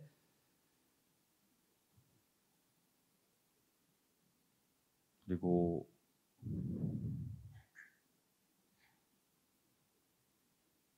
네, 연령대에 따라서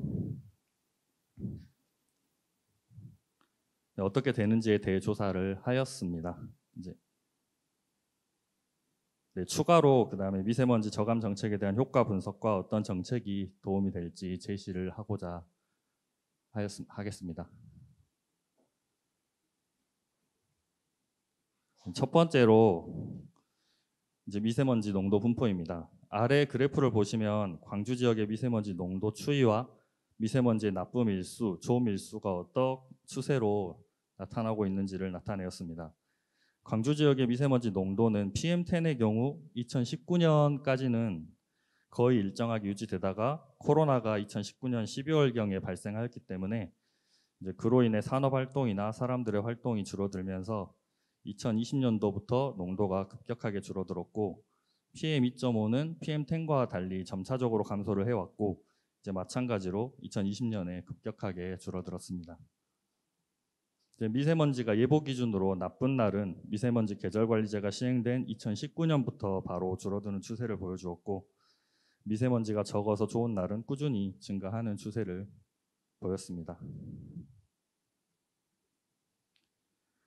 그래서 각 구별로 미세먼지 농도는 측정소의 설치가 모두 완료된 이후인 2021년부터 23년까지 3년치의 자료를 나타내었습니다. 이제 미세먼지 연평균 농도는 면적은 넓지만 산업단지의 영향을 많이 받는 광산구와 민구 밀도가 높고 교통량이 많으며 이제 상업시설이 많은 서구에서 가장 높았고 남구와 북구, 동구 순으로 높게 나타났습니다. 북구는 산단이 많이 존재하지만 이제 대부분 첨단 기술과 친환경 설비를 갖춘 산업이 많아서 비교적 낮게 나타났습니다. 여기서 이제 재미있었던 점은 이제 주의보를 발령했을 때 농도만을 모아서 조사를 해보았는데 이제 해발 1000m 이상의 무등산을 등지고 있는 동구와 이제 산에 둘러싸여 있는 형태의 남구의 농도가 평상시에 비해서 다른 구보다 높은 농도를 나타냈습니다. 이는 평상시에는 주위에 있는 산이나 나무가 산에 있는 나무에 잎에 먼지가 붙는 등 어느 정도 미세먼지를 좀 수용할 수 있었는데 이제 고농도에서는 오히려 이제 미세먼지의 원활한 확산을 방해하여 높은 것으로 생각이 됩니다. 이제 기류나 기온 등이 어떻게 나타나는지 미기후 데이터를 조사를 하면 더 정확하게 알 수 있었을 텐데 거기까지는 아직 진행하지 못하였습니다.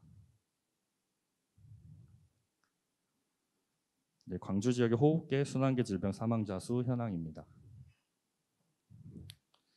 이제 평균적으로 광주 지역의 미세먼지 농도는 낮아지는 추세이며 특히 2020년에는 급격히 농도가 감소했음에도 불구하고 이제 호흡계 사망자 수는 증가하는 추세이고 순환계 사망자 수는 거의 일정한 추세를 나타냈습니다. 이로 인해서 이제 많이 알려져 있는 이론과는 다르게 미세먼지의 단기적인 영향과 사망자 수는 연관을 지을 수 없고 미세먼지가 계속 체내에 축적되어서 장기적으로 영향을 준다라고 생각을 했는데 이제 또 계절적으로 또 미세먼지를 조사해서 보면은 미세먼지의 농도가 높은 1월에서 3월 그리고 10월에서 12월에 사망자 수가 많이 나타나는 것으로 보아서 이제 미세먼지의 그 농도가 고농도일 때는 또 단기적으로 영향을 주는 것인지 아니면 단순하게 추운 기온의 영향으로 이런 결과를 나타내는지 조사를 할 필요가 있다고 판단을 하였습니다.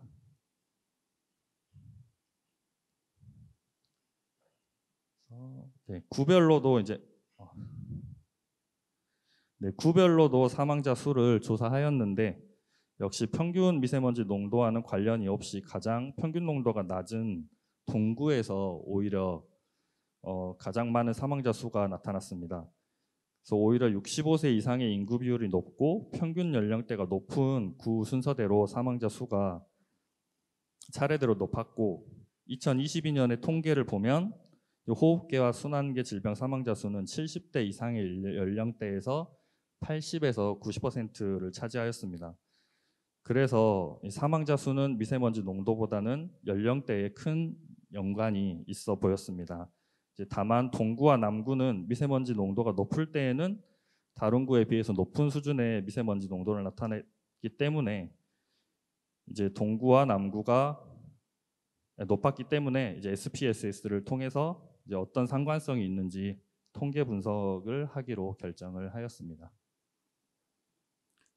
그래서 중간 정리를 하자면 이제 11년간 미세먼지 평균 농도는 감소하는 추세였고 특히 코로나 발생 이후에는 급격하게 농도가 감소하였는데 이제 호흡계 순환계 질병 사망자 수는 오히려 증가하거나 일정한 추세를 보였고 구별 미세먼지 농도를 조사했을 때는 산단 인근이나 높은 인구 밀도, 교통량이 많은 지역에서 평균 미세먼지 농도가 높았으나 주의보를 발령할 정도의 고농도의 미세먼지가 발생했을 때는 인근에 산이 있는 지역에서 다른 구에 비해 높은 농도를 나타내었습니다.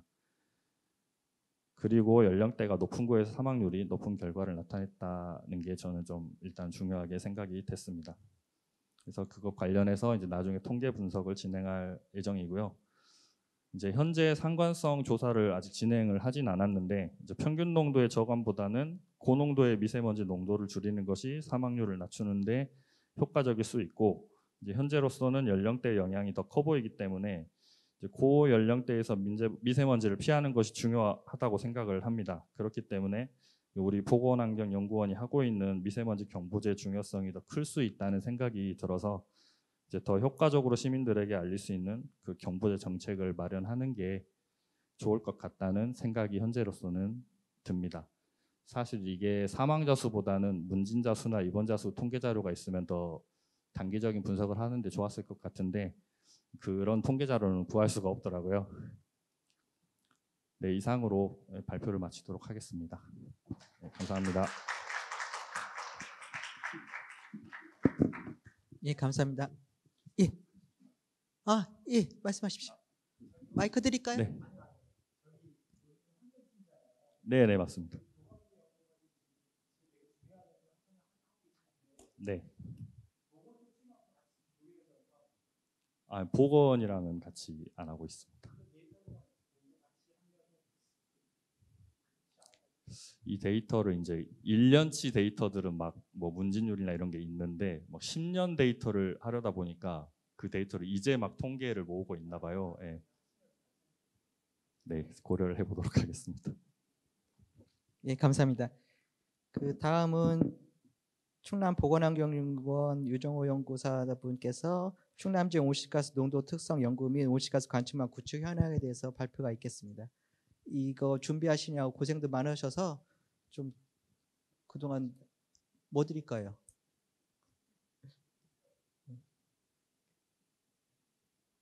긴장하고 계셨을 텐데 뜨거운 박수로 고생하셨으니까 예, 짧은 발표 있겠습니다.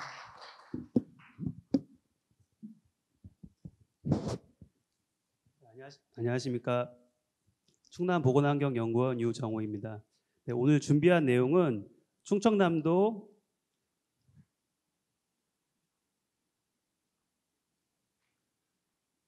네, 2045 탄소중립 녹색성장 지원을 위한 충남 지역의 온실가스 농도 특성 연구 및 온실가스 관측망 구축 현황입니다.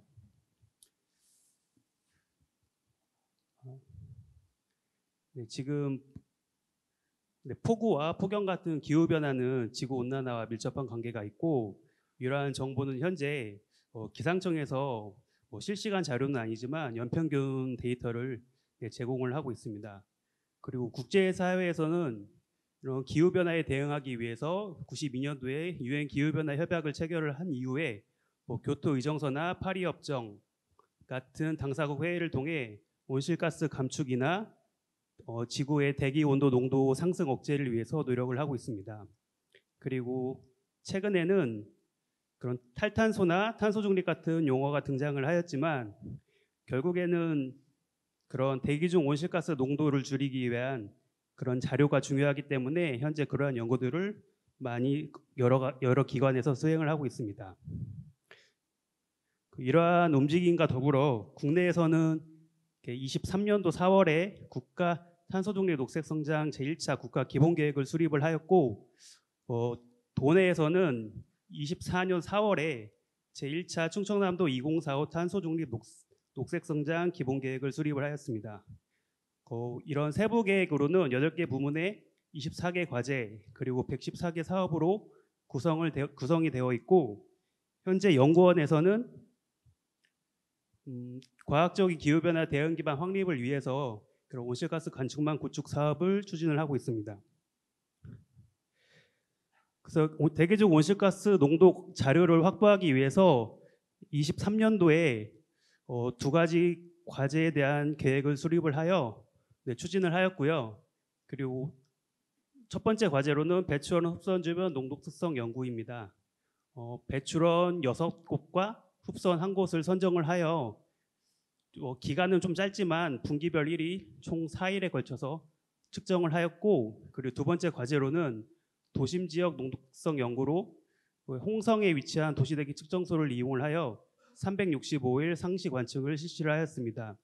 측정 항목으로는 CO2와 메탄이고 장비는 피카루사의 G2301을 이용하여 레이저 흡수 분광법을 이용하여 분석을 하였습니다. 이 충남 지역의 그림인데 이 빨간색으로 표시된 부분이 배출원이고 그리고 이 녹색 부분은 흡수원이고 그리고 검은색은 도심 지역에 위치한 도시대기 측정소입니다. 측정 결과는 우선 이산화탄소 같은 경우는 저희 충남의 안면도라는 곳에서 국가 배경 농도를 측정을 하고 있는데 23년 연평균 농도가 427.6 ppm이었습니다. 근데 이 철강 단지에서는 457.7 ppm으로 가장 높았고 석탄화력에서는 가장 낮은 결과를 보였습니다. 특히 457.7 ppm을 보인 철강 단지에서는 배출원의 영향을 직접적으로 받는 것으로 확인이 되었고 석탄화력 주변에서는 예상치보다 농도가 낮았는데 그 이유는 그런 석탄화력 발전소를 실제 보면 굴뚝의 높이나 그리고 배출유량 그리고 플룸이 상공에서의 확산 등으로 인해서 주변 영향에는 큰 영향을 미치지 않는 것으로 파악이 되었습니다. 그리고 산림 같은 경우에서는 445.4 ppm으로 석탄화력보다는 높게 나타났는데 그 원인으로는 2, 3분기 같은 경우에 이 그림에서 보시다시피 1변화 농도 편차가 410에서 530 ppm까지 1변화가 높게 나타나 이의 영향으로 평균 농도가 좀 상승하는 경향을 보였습니다. 그 메탄의 경우는 2466 ppb로 안면도의 배경 농도보다 높게 나타났고, 이는 그 석유화학 단지에서는 그 배출원으로부터 직접적 영향을 받는데, 뭐 문헌 조사나 그런 것들을 바탕으로 석유화학 공정 중에 나프타 열분해시 생성되는 가스의 메탄 누출이나 그런 탄루로 인해서 높게 나타나는 것을 볼 수 있고, 분기별 측정 결과에서도 보면 3분기와 4분기에 이렇게 높게 그 1시간 평균 데이터가 이렇게 높게 나타나는 것으로 확인을 하였습니다. 그리고 도심 지역 농도 특성 연구입니다. 365일 측정한 결과 홍성 내포에서는 445.2 ppm으로 안면도의 427.6 ppm보다 약 17.6 ppm 높았고, 메탄의 경우는 연평균 약 127 ppb 높게 나타났습니다. 보통 배경 농도에서는 여름철에 이렇게 이산화탄소나 메탄 경우는 뭐 식생의 활동으로 낮게 나타나고 겨울철에는 높게 나타나는 경향이 있었는데, 도심 지역은 그러한 특성을 보이지 않아 인위적인 배출원의 영향을 받는 것으로 판단을 하였고, 그 내용은 뒤에 보시면 좀 설명드리도록 하겠습니다.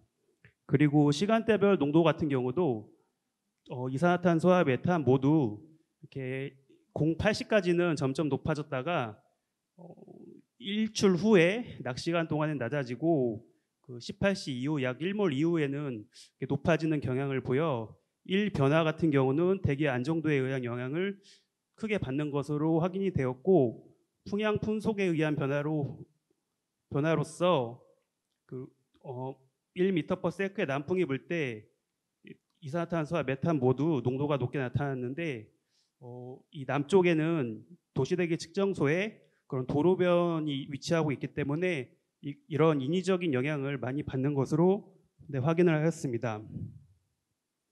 그리고 온실가스와 대기오염물질 간 상관계수도 각각 0.516과 0.409로 일산화탄소와 가장 높은 상관관계를 보여 이를 확인을 하였습니다. 다음은 온실가스 관측망 구축 현황입니다. 물론 지금 서두에 좀 말씀을 드렸어야 되는데, 그 배출원 흡수원 주변의 그런 관측이 1년 동안 4일이라는 기간 동안에 짧았지만, 그게 저희 올해 온실가스 관측망 구축을 할 수 있는 그런 기반이 되었고, 그리고 마중물과 같은 역할을 할 수 있어서 좀 의미 있는 시도가 됐다고 말씀을 드리고 싶고요. 이어서 온실가스 구축 현황에 대해서 말씀드리도록 하겠습니다.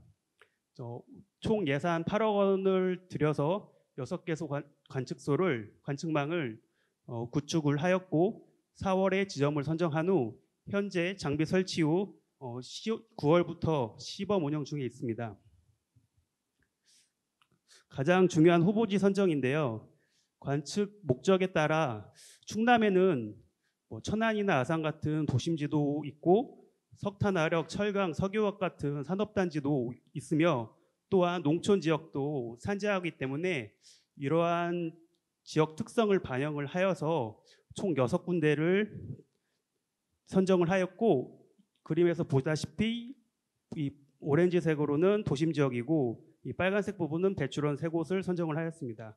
그리고 논산 지역은 농업 지역으로서 선정을 하였고, 그리고 관측망 설치 위치는 저희가 장소나 전기 같은 시설을 확보해야 되기 때문에 도시대기 측정소의 그런 공간을 활용을 하였습니다. 관측망 장비 구성은 교정가스 주입을 위한 교정 시스템과 측정기, 그리고 수분 제거를 위한 제수 시스템, 그리고 교정가스 및 제로가스입니다.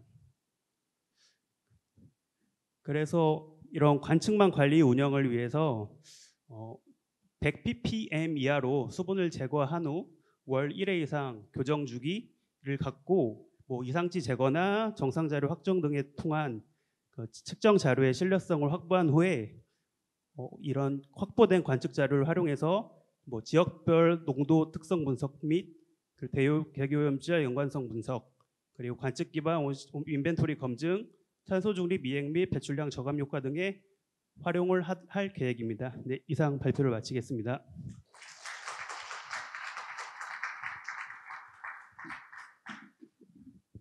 예, 감사합니다.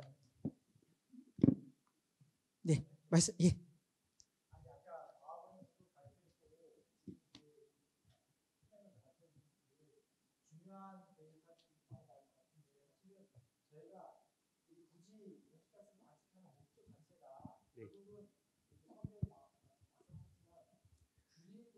네.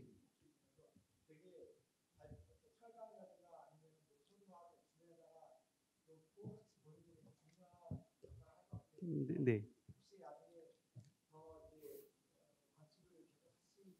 네.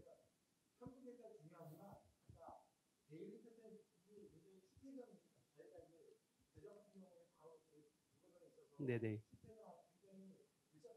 네.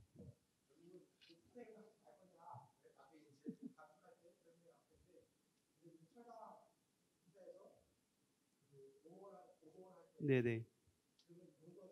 네. 네.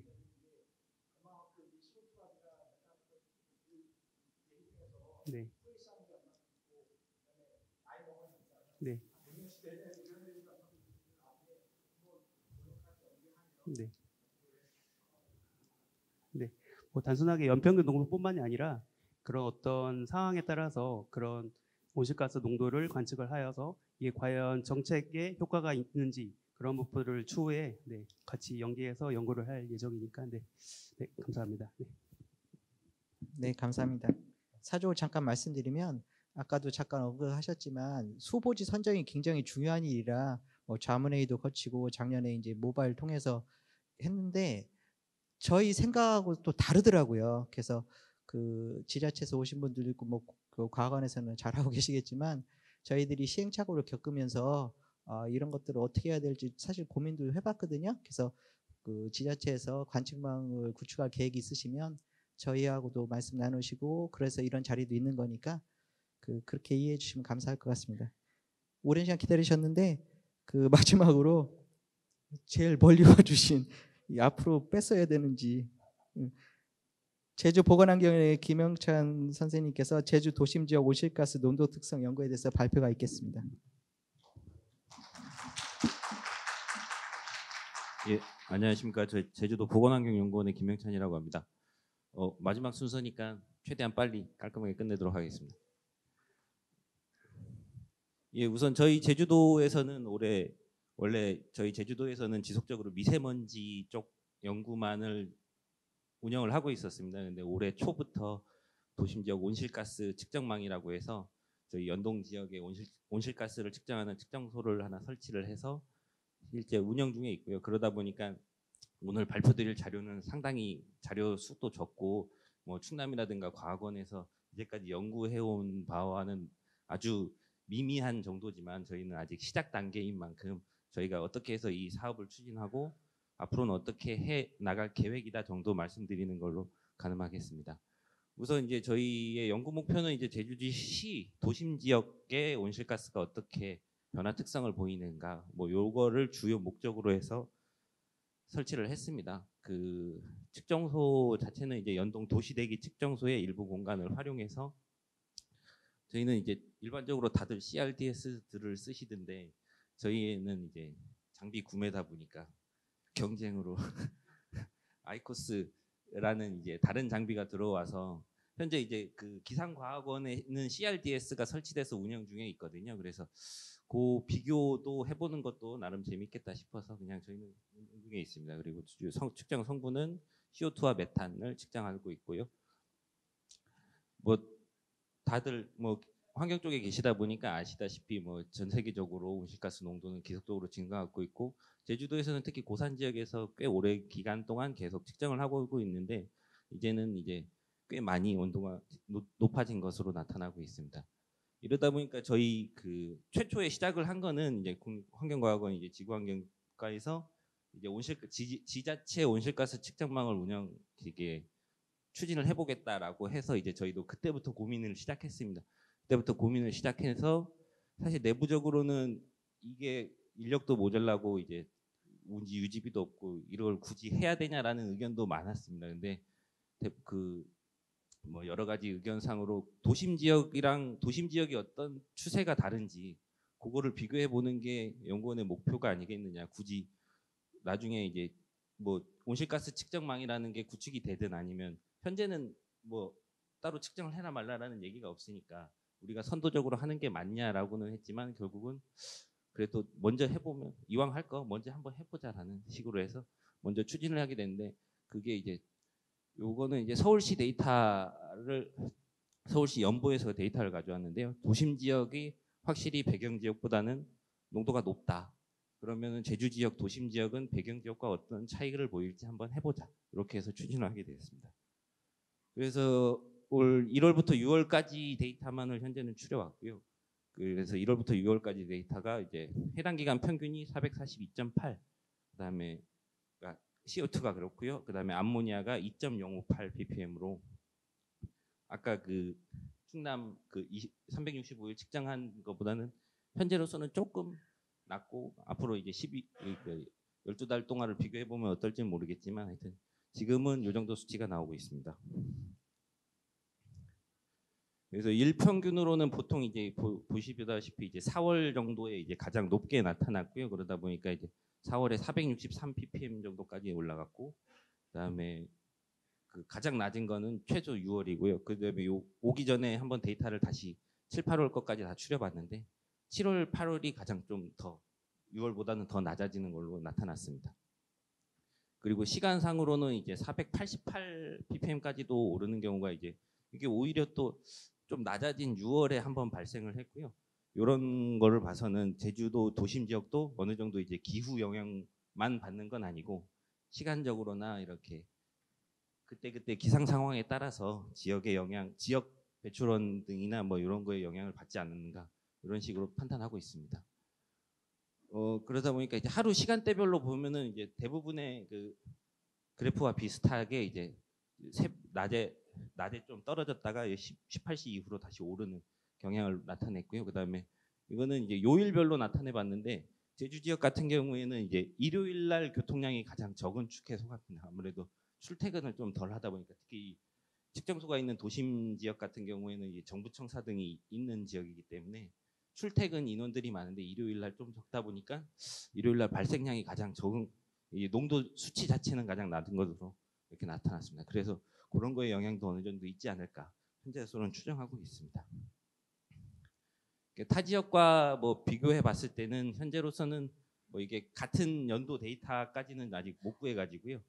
그 마우나로아까지는 이제 같은 해 연도를 구했는데 이제 고산 자료나 이제 서울 같은 경우에는 그 전년도 자료다 보니까 정확하게 딱 맞다고는 할 수는 없지만 어쨌든 그러니까 서울 도심 지역이 가장 높고 제주시 저희 그 측정소의 연동 도심 지역도 그 다음으로 높고 그 다음에 고산 하와이 뭐 이런 식으로 나타나는 것으로 측정되었습니다. 그래서 현재로서는 이제 저희는 이제 막 시작한 거기 때문에 여러 그 연구 방향들을 이제 생각해 보고 있습니다. 특히 아까 그 충남 연구하신 거를 보고 많이 이제 영감을 얻어서 앞으로는 이제 그렇게 해봐야겠다 이렇게 생각을 아까 문득 했거든요. 이렇게 이제 대기 오염 여러 물질 간의 상하 관계를 비교해보고 기상 상황에 따른 어떤 이제 고농도나 저농도 때 기상 상황이 어떠했는지 그다음에 그런 것들을 이제 종합적으로 한번 비교를 해봐서 올해 말이나 내년 초 정도에는 1년치 데이터를 한번 쫙 내본 다음에 그다음에 한번 분석해본 예정입니다. 감사합니다.